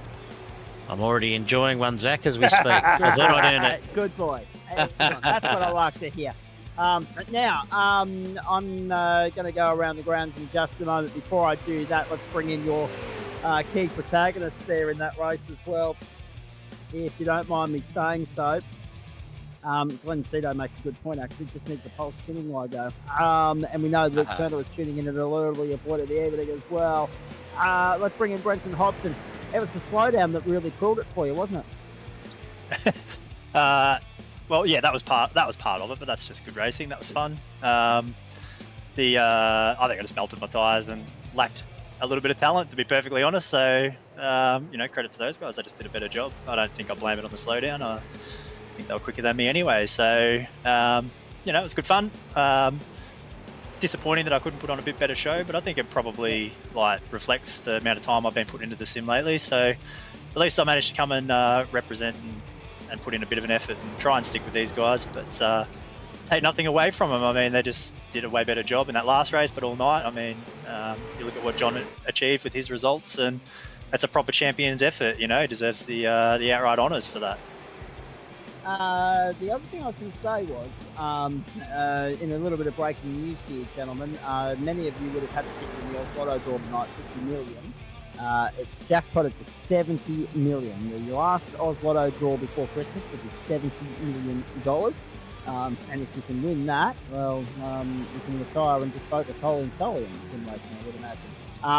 5 for 80, the Sydney Thunder at the moment, all starting to go pear-shaped for them in their run chase against the Brisbane Heat, who posted 7 for 151. So they need more than 10 and over now to get the job done there in Canberra. We're talking to the champions of the Gentleman Sim Racing Club on Race of Champions Night, of which John Merritt has joined Brenton Hobson as an event winner on Race of Champions Night.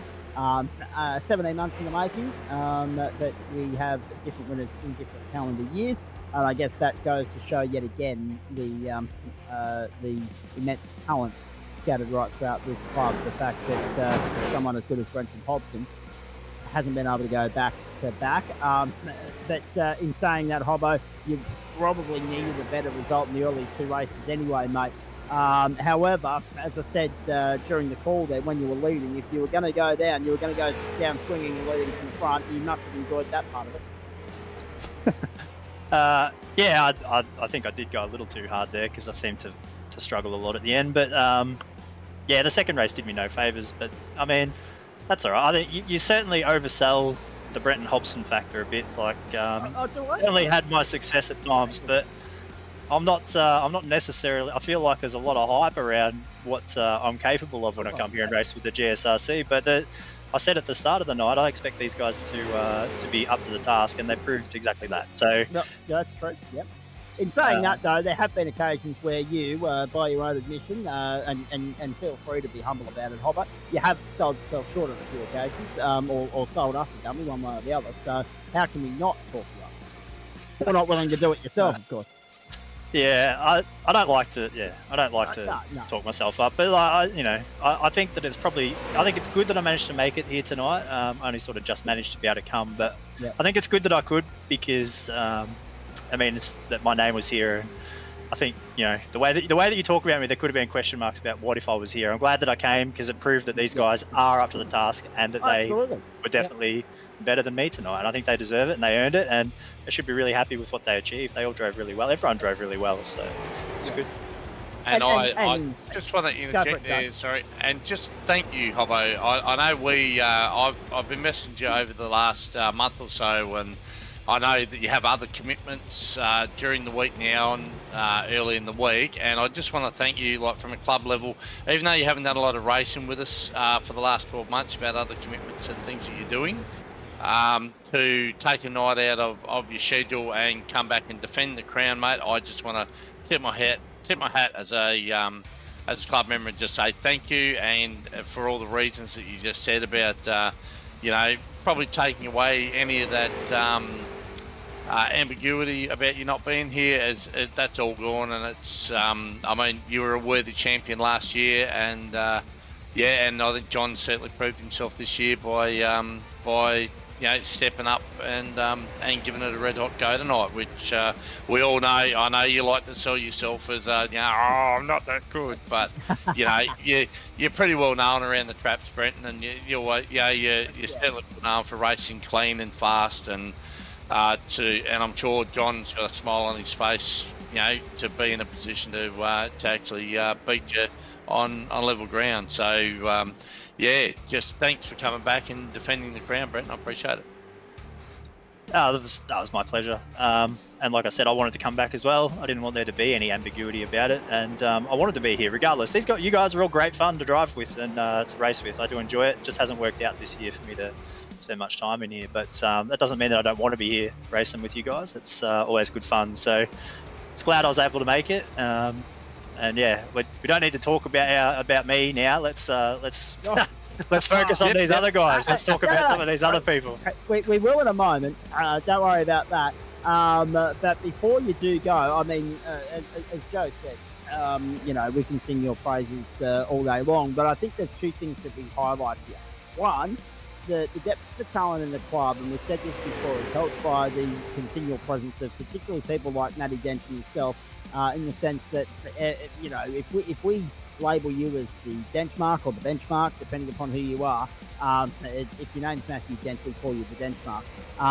But in your particular instance, Hobbo, you were that early benchmark in the early days, particularly in the supercar service. There's no denying that. And you yourself, along with the rest of us here that have been here long enough to remember those early seasons, we know that the talent pool has only improved over the years. It's becoming more and more difficult to be competitive.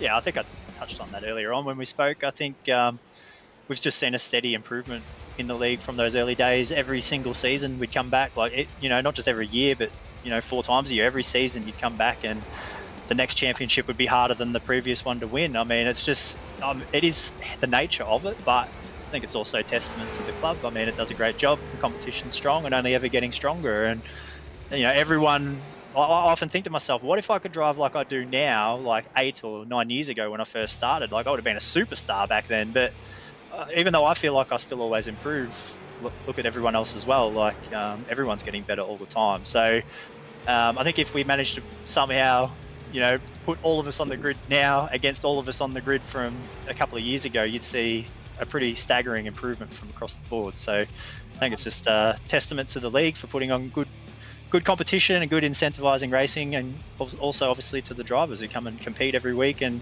always push themselves to be better. And on that note, what's next for Brenton Hobson with regards to how do we spend Christmas, New Year? Do you walk away from the sim rig for a little bit? And what's the plan of attack for next season, mate, as far as your series are concerned and your racing? Because we know you're pretty competitive in particularly supercar servers. But is there any change on the horizon there? I have my commitments with the Supercar Pro Invitational Series. That's like the thing for me these days, and I don't have the time that I used to have, which makes it hard to be competitive. But No one does. yeah, exactly. But I mean, work's getting busy, and kids are getting older, and trying to find time to spend with them is more important all the time. So I have limited time, but every season when it ticks around here with the GSRC, I have a little peek and just see what's on what nights, and what maybe something will come up that might be appealing for me. I'm still waiting for the Friday night triple treat to come back, but we'll see. That's the way. But I mean, you never know. I tried to get in the Porsche earlier and I just killed everyone in it, so gave up on that. But we'll see what happens. Yeah, you included. We'll see what happens on the schedule each season. If something works out, the nights line up. I'll be keen to try and get back in here and have a bit more fun. But I can't commit to anything. I mean, just life is so busy, and with limited time, you can only do what you can do. But hopefully, you'll see me back around again, even if it is on a sporadic basis. But hopefully, I'll be back to do some more racing here. Mate, sporadic's better than nothing. All the very best to you, Hobbo. Merry Christmas, mate. Thanks for your participation tonight. Well done on being an integral part of a real good show, a real strong amount of entertainment out of that final race. We've enjoyed every bit of it. I'm sure the viewers tuning in have as well. Thanks, Zach. Yeah, it's good to hear your voice again. It's been a hot minute, and it's been good to be around the traps with these guys. And last but not least, congratulations to the club, but also to all the guys tonight, particularly those that got the results. It's been good. Thank you for having me. No, thanks for being part of it, mate, at short notice, and good luck with the Pro Invitational stuff next year, and good luck with Christmas and New Year as well. Thanks, guys. Thank you. There he is, the Brenton Hobson phenomenon. He is a legend, there's no doubt about that. He sells himself short, but it's because of people like him and the shows that he put on in the early days of the club that people come and got a part of it. And not just him, but he was one of the mainstay originally. There's no doubt about that. People like Trent Wavis as well, let's be perfectly honest, ladies and gentlemen. Trent, welcome into you. Commiserations. I mean, you threw everything at it tonight. You left nothing on the table. That merit pipped you twice. Yeah, mate. Yeah, the boys were on it tonight, and I had a good pace. I was actually surprised that Hobbo struggled with that last car. It was a really fun race. Like, he was super strong through that first section, and down the back, I think me, Denchi, and Jono had a fair old run on him. Just couldn't quite get the chicane right. And tip of the night, Hobbo, if you're still listening, I was bugging off. If you're still listening, it was third gear out of the chicane was the trick, not using second. So that was how we got the so drive now down. you give your tricks away. I like it. Well, actually, I was having headset problems during the race. I couldn't hear the Discord or the race people sometimes, so it was a bit weird. I need to give the thing a kick in the guts or something like that. But in saying that, Trent, before Chris Whitaker chimes into the comments, you did have to get the elbows out and get the doors rubbed on a couple of occasions there. You guys threw everything at it, as we expect champions to. Yeah, mate, these cars in particular as well, like they just breed really awesome racing with, you're able to have a little bit of a bunk here and there, and it doesn't really tank them too much, and you've got to look after the tyres and drive them straight and square, and if you get too eager on the throttle, you cook the tyres and you go backwards. So just a bunch of fun. You really have to wrestle these things around, and I miss those days back in the day where we had the old stock cars or the old Xfinity legacy cars. They were great Friday nights. I do miss those. They certainly were. They kept us sane, I guess, during COVID. Something had to. In saying that, Trent, it was just a little bobble and a little sideways movement that denied you the victory here. Yeah. Like I learnt those first couple of tussles there with Brenton. I do apologise for that bunk in the second one there. But it was sort of a bunk back from the earlier run, but I couldn't see him. So I tried to, cut the curb a little bit on the inside, which spat me up, and I actually bumped him a little bit.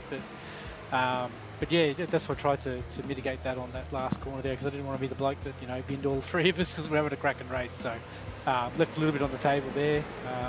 John deservedly got the win. He was driving really awesome all night. We had a couple of good little tussles there in the middle of the race as well, which was great fun. Little niggles. And just so that you're aware, he's actually finished second overall. So John Merritt was our victor on the year on 175 points. Trent's runner-up on 146, and Hobbo 138, only 1 point ahead of Mr. Matthew Dinch. Oh, wow. 1 point for fourth. Right. So, and Mr. Consistent, Adam Lavis, 124 points in fifth. So the two Lavis brothers in the top five. Well done to them boys too. Well done indeed. And Sam Chapman in sixth place doing a nice job there in what ended up being the best of the rest. I will get to Chapo and Adam in just a moment. We'll get to Denty as well. Let's finish with Trent firstly. Trent, again, mate, massive respect and congratulations to you for your involvement with the club this year, both sides of the fence. And of course, we mentioned that because you're one of the valued supporters and sponsors of the club this season as well. What's next for you, please? Because nights like this, they only come around once a year. We absolutely love them. It was nice that you were able to be involved and be a part of it. It kept everybody on their toes. It kept us at home entertained. But now it's 8 weeks almost before we turn wheels in anger again and go around in 2024. Yeah, I don't have a lot planned, to be honest. I might just jump on here and there, a bit of fun. The Aussie Racer boys have got into this RBR rally game, which is a bunch of fun. So if anyone wants to know more information about that, just slide into the DMs. It's good fun. But yeah, besides that, just home stuff, looking after the property and that, and plenty of mowing to do out here. So with a bit of rain. That being said, too, wishing everyone up far north Queensland best of luck. Fingers crossed this system doesn't cause too much havoc up there. So hopefully everyone up there is be safe and listens to emergency services and keeps on top of everything. So yeah, the modeling's looking great. So fingers crossed everyone up there is nice and safe. And let's hope television networks go live into Queensland with some of the morning programs to keep everybody updated on that as well. Unlike some of the afternoon, mate. We're an hour behind. Well, yeah, oh no, it's credit where it's due. When there's bushfires or floods, they usually do take those morning programs live. So it'll be 4:30 for sunrising today instead of the usual 5:31 hour delay or 140 years, whichever comes first. But now, Trent, well done, mate. Great entertainment tonight. I was going to say, did you feel as though you were able to win this at one point? And at what point did you? Know you had Denchi covered there? I think I've got to give an apology to Denchi there. There was one time coming into this corner here, as you can see on screen, I bloody plotted it into neutrals and the thing would pull up. And I think I checked him up. I apologise, mate. I grabbed a box of neutrals, which I did about a dozen times during that race. So apologies for that one. That wasn't intentional at all. I forgot the question now. I said, at what point did you realise that you had him covered off? I'm pretty sure I had the pace on most of the guys there if I just didn't make any mistakes. But my problem is I don't drive enough. So plenty of mistakes were had, and it was really good fun anyway. Just battling. It was awesome. One thing I did comment on with you at the start of the night was your versatility. I mean, we know Merritt's got that in spades as well. That probably served you too well compared to Denchi, who specialises predominantly in the GT3 categories. We've got ample evidence of that. A Hobbo, who's a supercar specialist these days, particularly. But it's still not easy to go from go at the same venue from 3 different cars and 3 different track layouts, is it? No, it's definitely tricky, and I guess there's a process to it, I suppose, to sort of walk before you run. I think Nico Pop's got a great method that he always drills into us. Is just make sure you do 10 laps, don't crash, just do 10 laps and just build up to it. Corner by corner, and just optimise from there. That's the best way to learn. And going 11 tenths out of 100. you know, it's out of the box. You're always going to get caught out. So definitely a good way to do it. Indeed. And on the point score there, I mean, the damage had been done in the earlier 2 races. John Merritt's consistency rewarded with that 20-point buff that he held coming into this race. It was always going to be hard to take that back. Yeah, that first race, that flat tyre absolutely buggered me, unfortunately.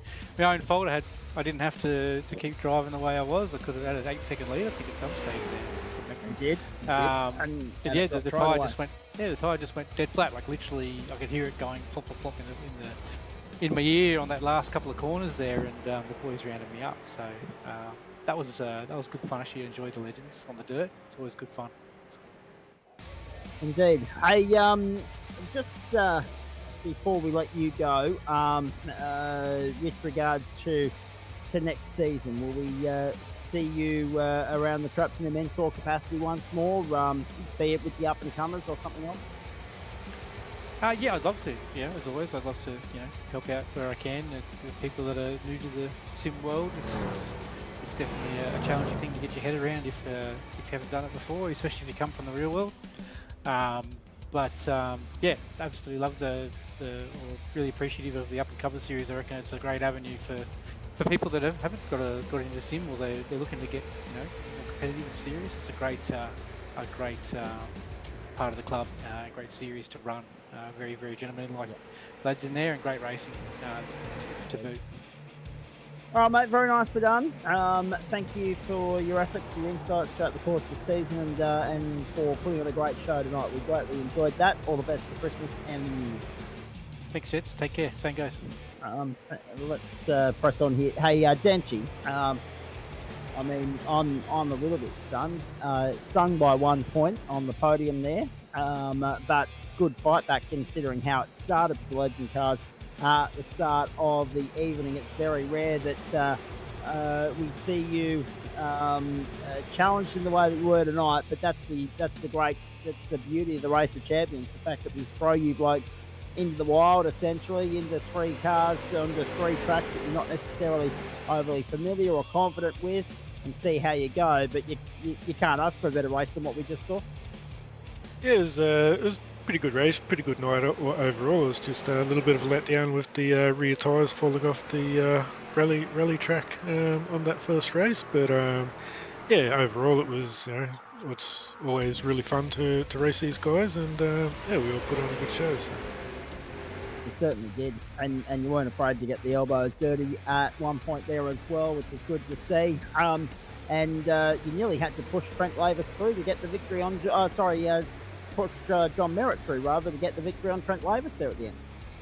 Yeah, coming up to that final chicane on that last lap, wasn't too sure what I really wanted to do there. The plan was to just try and follow Trent through and grab second, but I left. You can't really see where the apexes are when you're so close to the guy ahead. So I've just turned in too late for that chicane and had a bad exit. But yeah, overall it was really good race. Indeed. Hey, we know everything you've brought to the table throughout the course of this season. So when you get put up against the likes of John Merritt, Brenton Hobbs and Trent Lavis, it's rare these days that John Merritt gets one up on you. And Trent Lavis and Brenton Hobson, they brought their A game to the table tonight. Must have been nice to go toe-to-toe with Hobbo after a while. Yeah, it's always fun racing against Hobbo. He's always puts on a good show. He's solid racer, pretty consistent. So yeah, it's always good to see him back. What do you make of the street stock cars, if you don't mind me asking? Yeah, they're a bit of a challenge around the street circuit, but really enjoyed this track. So yeah, we came up the pace pretty well. So. And you were able to, I guess, use Trent to your advantage there at one point, because John had dealt a little bit of a buffer. Trent and you would reel him back in. Yeah, once there's a little bit of a gap to the first car, you don't really want to battle the guy just ahead. You just want to let him do his lines and close that gap back up. Indeed. I mean, we've run out of adequate superlatives to throw at you throughout the course of the season, but when we put the best of the best out there on the racetrack, it would have been somewhat unfortunate if you couldn't have been a part of tonight. So we thank you for coming and being involved. And I'm sure, Joe, as I bring you back into the conversation here, we can't sing this bloke's praises enough. 8 mainstay championships throughout the course of the season. He cleaned up both GT3 and the Porsche GT3 in all 4 seasons. I think there was a GT4 championship in there as well. The bloke's done just about everything he possibly can in this club, yet the race of champions still eludes him maybe next year. Yeah, look, it's the race of champions is it's different. You know, we went back and forwards about what car we were going to run, and one of the comments that sort of came across a couple of times was, well, we can't run GT3 because Denchi will smash them. We can't run the Porsche because Denchi will smash them.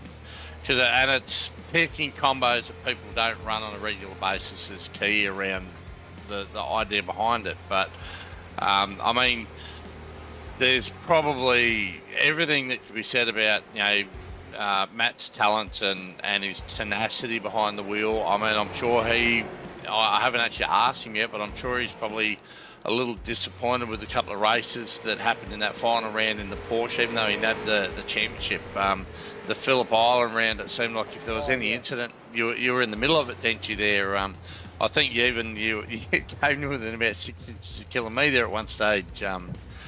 But when you were battling with Sam, and I think you outbreak yourself down at the hairpin there. But week in, week out, he's he's the benchmark of the club at the moment. I know we have the, you like to call it the benchmark, but it's the truth, like you're probably consistently the fastest guy in the club, and the good thing is everything has to have a high watermark, and by having a guy like Matt involved in the club, it gives, I mean, we all know how fast Trent is, we all know how good John is, and these sort of guys, it helps to lift him, and Sam Muir and Sam Chapman and all those guys, it helps to lift the level up, and because everyone's got that person they aspire to, whether they want to catch him or beat him, it's that old saying that a high tide raises all ships, and that's what Matt does for the gents club.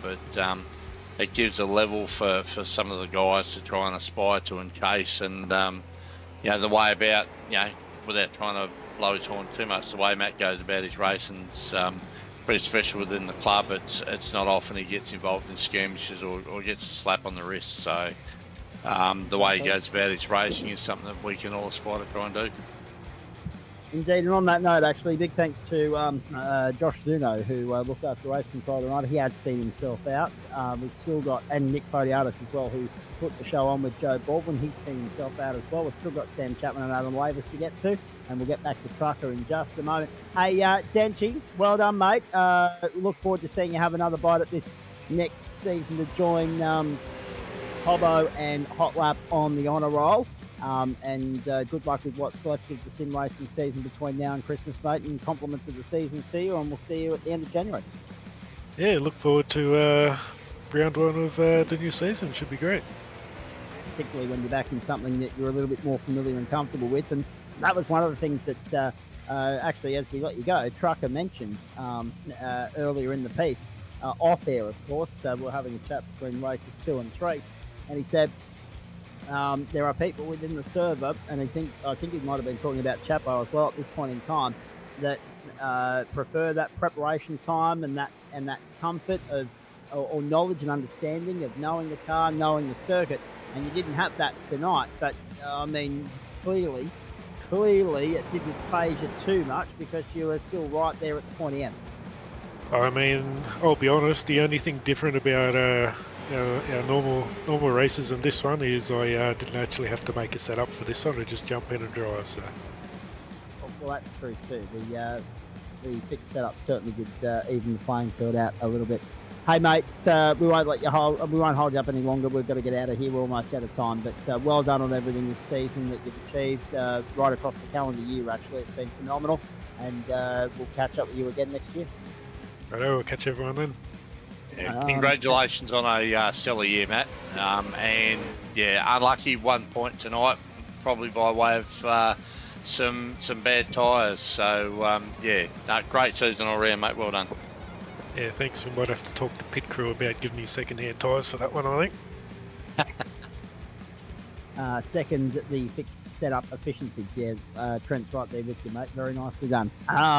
From Matt Dench, we go around the ground. 8 for 131. The Sydney Thunder moving 21 off 10 balls, but they've not got anyone that can swing the willow, or is not a renowned swinger of the willow out there at the moment. They've got the tail enders just straggling away at it.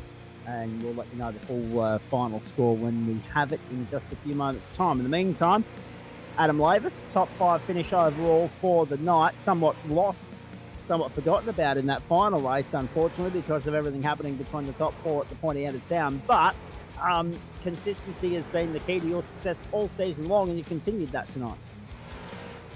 Yeah, turned out not too bad. But yeah, it wasn't too bad. Pace was okay. I was close enough to be able to see that last lap battles starting as they came out of the chicane. So I was like, oh, that's going to be on. That's going to be interesting to watch when I get finish the race. So got to see the start of that. So I wasn't too far behind them. So that's a plus. And yeah, 5th place, the best of the rest. Definitely a good night. Your thoughts on this car? How much of a handful was it? I was expecting it to be harder than it was, because I thought I was expecting it to be more like Xfinity Cup. This car was actually relatively easy to drive compared to some of the other NASCARs. So it was a little like, obviously it's still no GT3 car, but for a NASCAR it was actually relatively compliant. So it's just a little bit sluggish in some spots, but once you go around that, and if you tried, I think turn 3, if you try to push too hard now, it's quite easy to lose the rear. But other than that, you just have to keep it off the walls and keep it safe. Indeed. Stay out of, here we go. YG Racing. Fun fact, Adam's second car model he built was the Keith Jarrett 18 Interstate Monte Carlo. True or false? No, I don't know the exact order things for me, but yeah, I do have. I did make one of those do-it-yourself NASCARs back in the day with the interstate battery with Bob. I think it was Bobby Labonte. I think it was. Dale Jarrett ran the interstate car. There's a few of them that run it, but yeah, it's still with Mum and Dad's place and Dad's little cabinet of model cars. So it's still there, along with a couple other ones we've done. We did the Kmart IndyCar, and we did a 60. I think it was a 69 Mustang. And at the time, Dad was painting our real life car, so I got painted in the same color as our real life car. So it's the same yellow that our old Mazda 626 was. Mates, on behalf of all the club and committee, I know you're part of the committee, but I'm going to take ownership of this for a moment. Thank you for all the efforts you've put in throughout the course of the season. Thanks for the entertainment you've provided us on track as well, even if things haven't necessarily gone your way in Formula V, it's fair to say. And well done on the results tonight. A good way to finish the season, a nice challenge jumping from one car to another. Go well for Christmas and the new season, and we'll see you on January 7, if not before. Yeah, hopefully, indeed. I might see if maybe Trent wants to do that, or we'll see if I can find someone else to partner up with for that charity event, hopefully, because it'll be a bit of a rush, though, because we'll be just getting back from Perth the day or two before that, so we'll have to sort of have a quick turnaround to get things set up and make sure everything's working, but hopefully we can get it on track and have a bit of fun and a bit of laughs make some money for the Beyond Blue boys. Enjoy Perth. Make sure you catch up with El Presidente while you're over there. Get him to give you the grand tour.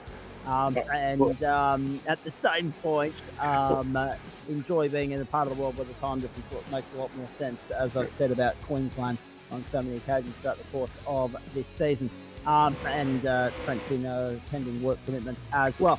We have to see how we go with the catching up with Joe. Trent's missus has a very full itinerary of things to do within the 8 days that we're there. So, get a hire car for the day and just escape the asylum if you have to. Hey, well done, mate. Thank you. We'll get to Sam Chapman and Joe Baldwin now as we put a full stop on the season and the night that was. What a year it has been on the platforms of Gentlemen Sim Racing Club. ladies and gentlemen. Actually, Joe, how did I go filling the bingo card out tonight? Did I get it? Did we tick all the boxes? I'm not sure. Yeah, I think so. I think we got there in the end. So Good. it was you even got in the 7-4 carry the one field number 17 laps. I think so. Yeah. I think we filled the card. Excellent. The old Zaculator got work out at the end there. Certainly Hey, well done tonight. Sam Chapman, quick comments from you before we put a full stop on this. Well done on your own results tonight, your own efforts. How do you find the street stock there at the end? Yeah, well, I guess it wasn't as difficult as I thought it would be. It was pretty compliant. It's particularly over those curbs. It was like a caddy, so you could take those curbs relatively hard. And it was fairly predictable. It was just, a bit boat-like. But yeah, I mean, there's a bit of what could have been. It had a quality lap that would have put it on the second row, but as soon as you touch the wall, it's a 0x and it's out. So, but I wasn't as quick as those top four anyway. It was just sort of sitting back there for a while, watching them, going, this must be a brilliant race to watch up ahead. And then once ads caught me, I sort of fell apart a little bit, but we had enough of a gap that it didn't make too much difference. So, it was good fun tonight in the end. Indeed it was, and a nice way to finish the season, mate. Nice to be included in the list of GSRC champions for this season. You kept some good company tonight. Always hard when you've got Hobson, Dench, Merritt and Trent Lavis there at the top end of town. I mean, those guys have proven why they're at the top end of our GSRC leaderboard on so many occasions. The show they put on, you'll have to go back and have a look at it and enjoy it for yourself. But to be in that company, to be in this field, to get the invitation, that must mean a bit. Yeah, it does. I mean, I remember watching the first race of champions, and I just joined the club, and I just started in the up and comers. So I was watching everyone go around, going, "Oh God, they're very fast. They're very good." And it's actually the social series. That's the social series championship that got me in actually from last year, because I've been good at getting second places this year. So it's good to race with such a sort of class group of guys, and to be able to sort of actually have a decent race with them in sort of all three races. Second one, I sort of snookered myself with 2 pit lane issues and not knowing that tyres were supposed to get changed. But it's and they were all really great races out there as well. Like, you could trust every one of them as to what they were going to do, because they're champions for a reason. Indeed they are, and the chop and change tonight, I mean, it kept everybody on their toes. But one thing about this club is the more we reinvent the wheel, the more things stay the same. I mean, you were in the top 5 predominantly, Adam Lavis was as well, and those top 4 ended up being the 4 to beat. So the form guide somewhat read through, mate. Yeah, I think that usually, I mean, especially over 3 separate disciplines, the form guide's going to be pretty close, although it will shake up a little bit at that sort of top end, because you don't know how those the merits and dentures and the vowels and labours are going to adapt to each sort of car, and who's, some of them might have done this combo before, or done a lot of street stocks, and that changes the ball game completely. So, but yeah, you're right. Like, it's the skill at the top of the tree there with those guys really does win out at the end of the day. For them to learn that track so quickly and still be able to fight so well and so cleanly is an absolute credit to them. Absolutely. Heat home by 20 runs in Canberra. 751 defeated Sydney Thunderbolt at 131. Brisbane Heat going along very nicely at the moment in the Big Bash League. 2 wins and a washout to show for their efforts thus far. Righto, Chapo, Sunday, final round, logging systems, GSRC Endurance Championship, Circuit de la Sarthe. Tell us more. I'd love to tell you more, but I will have just touched down in Tokyo, so it'll be. Okay. I'll try and watch. I'll see if I can tune in, but I won't be playing a huge role in it this time. All right, copy that. Good luck to Liam Banks, and I'm assuming Daniel Correa, you've drawn the short straw for this one, have you? Nobody's asked me, but I'll do it if it's needed. Okay, copy that. All right, good shift management, Zach. That's good. Well, I'm just assuming if you're not going to be here, then who the bloody hell's going to produce it? Anyway, good to say that we can very loosely and quickly manage things on the hop, skip, and jump here. Delegation, I think it's called. More than good luck. There's no doubt about that. Chapo, thank you for everything this year, mate. All the best for Christmas and New Year, and we'll see you in 2024. Yeah, we'll do, and thank you for being on, and thank you, Daniel, for coming in the second half of the season. It's been great to watch all the broadcasts back. You've done a pretty good job, guys. Thank you, mate. Greatly appreciate that. Hey, Joe, as the president, you get the final say. I mean, John Merritt, class act.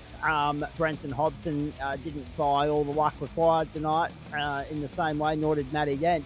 And Trent Lavis had race one in his grasp, and unfortunately the tyres let go. So you had to tick all the boxes. Everything that could go right had to go right tonight, and for John Merritt, it certainly did. But the cream of the crop, the best of the best, the form guide read true. I mean, there were a couple of surprises along the way, namely in that Ute race. I think we saw a couple of surprise packets, and that was always going to be the case. But it just goes to show you that even though these guys have their skill set, when you throw them a challenge like tonight, they rise to the occasion. Oh, definitely. Look, I don't think you can.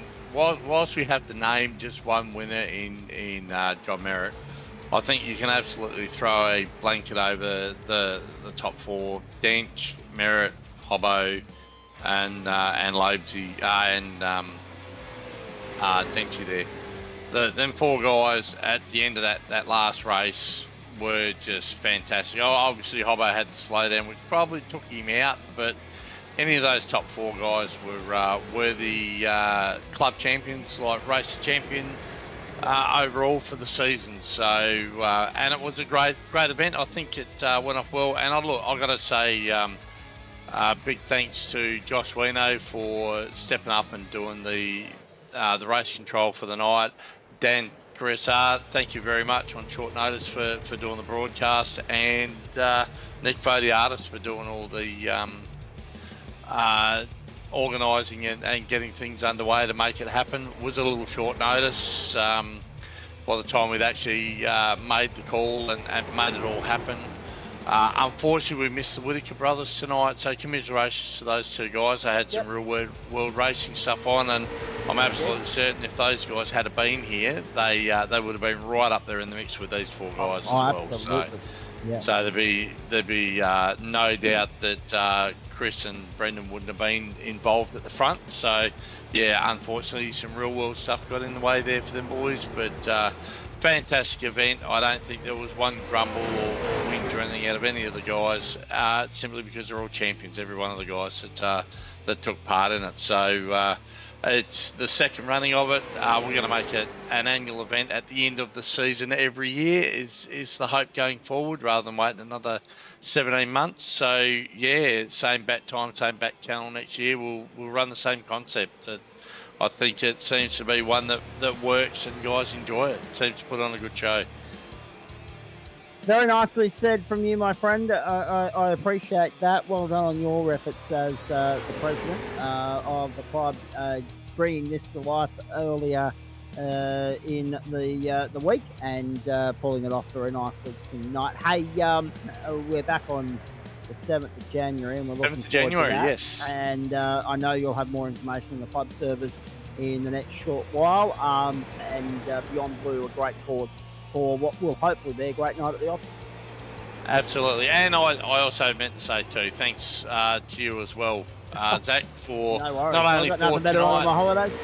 Yeah, that's right. Not only for this, just to like for everything that you do for the club behind the scenes, and the guys involved know how involved you are with the club, and you do it for the love of the sport, and probably a little bit of practicing to keep the tonsils in tune for your real world efforts. So We appreciate everything you do for the club and everybody that has been. If you've been in for one race this season, or you've been involved in as many as guys like Chapo and Daniel and a special shout out always goes to Adam Maverick for everything he does. With the spreadsheets and fixing up my fumbling fingers on the Mountain Men spreadsheet. I get a ribbing for that one quite constantly. So, guys like Adam and Lee Williamson, and all those guys. I think I mentioned them at the last one. The wheels wouldn't turn without them guys turning the cogs. So,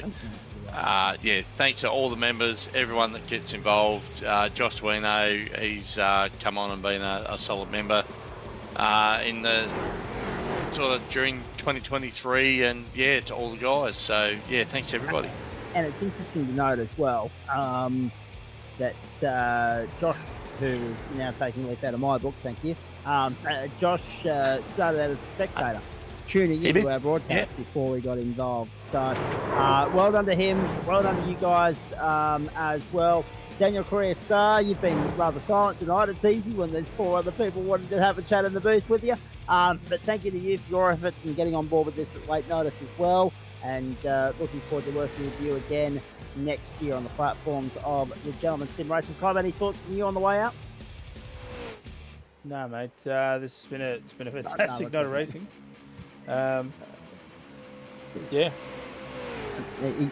He says no because, well, we're already well into overtime. I am well and truly in Noddy land.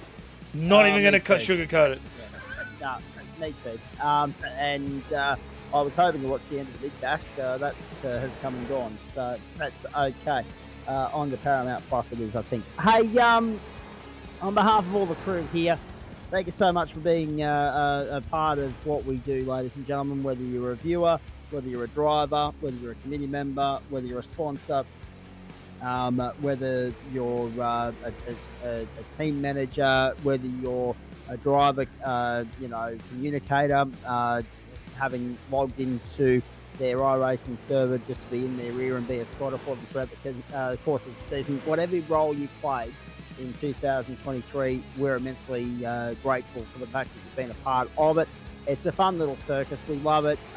It's been 40 weeks of sheer fierce competition throughout the course of 4 different seasons throughout 2023.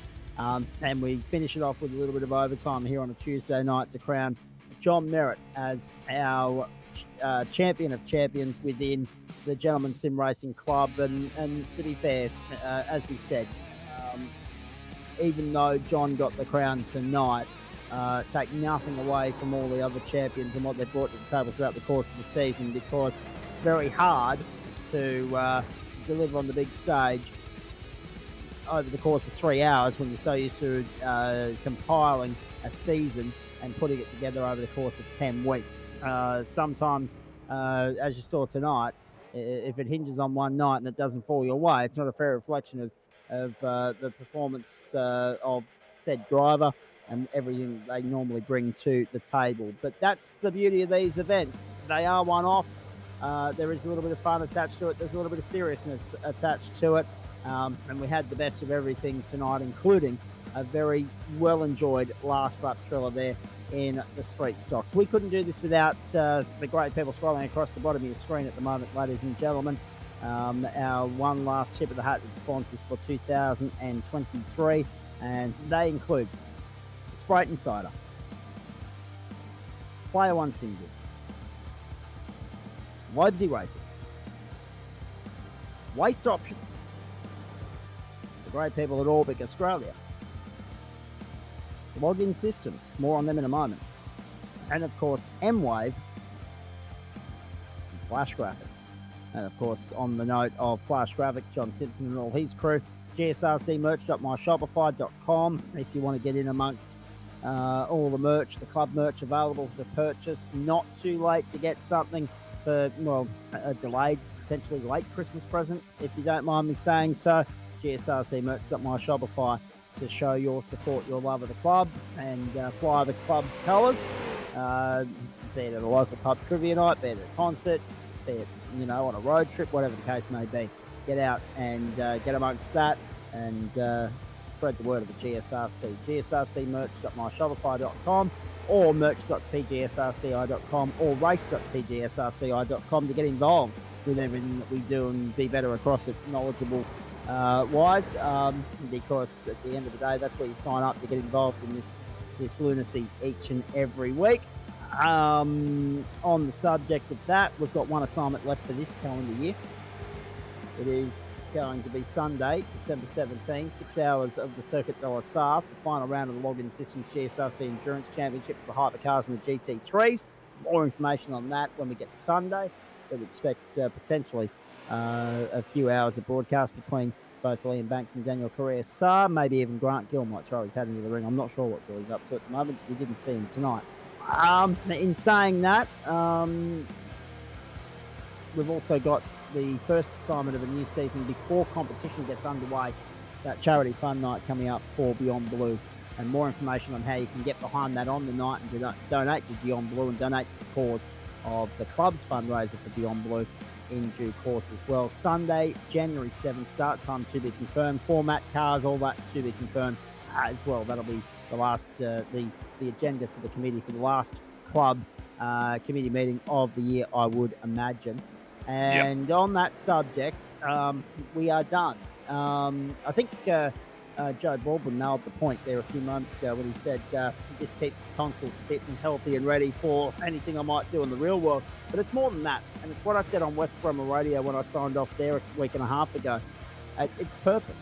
You know, yes, we love what we do, and yes, we do it with that in mind, but who doesn't need an excuse at times to get up in the morning, to get motivated, to get going, to, you know, boost the energy levels?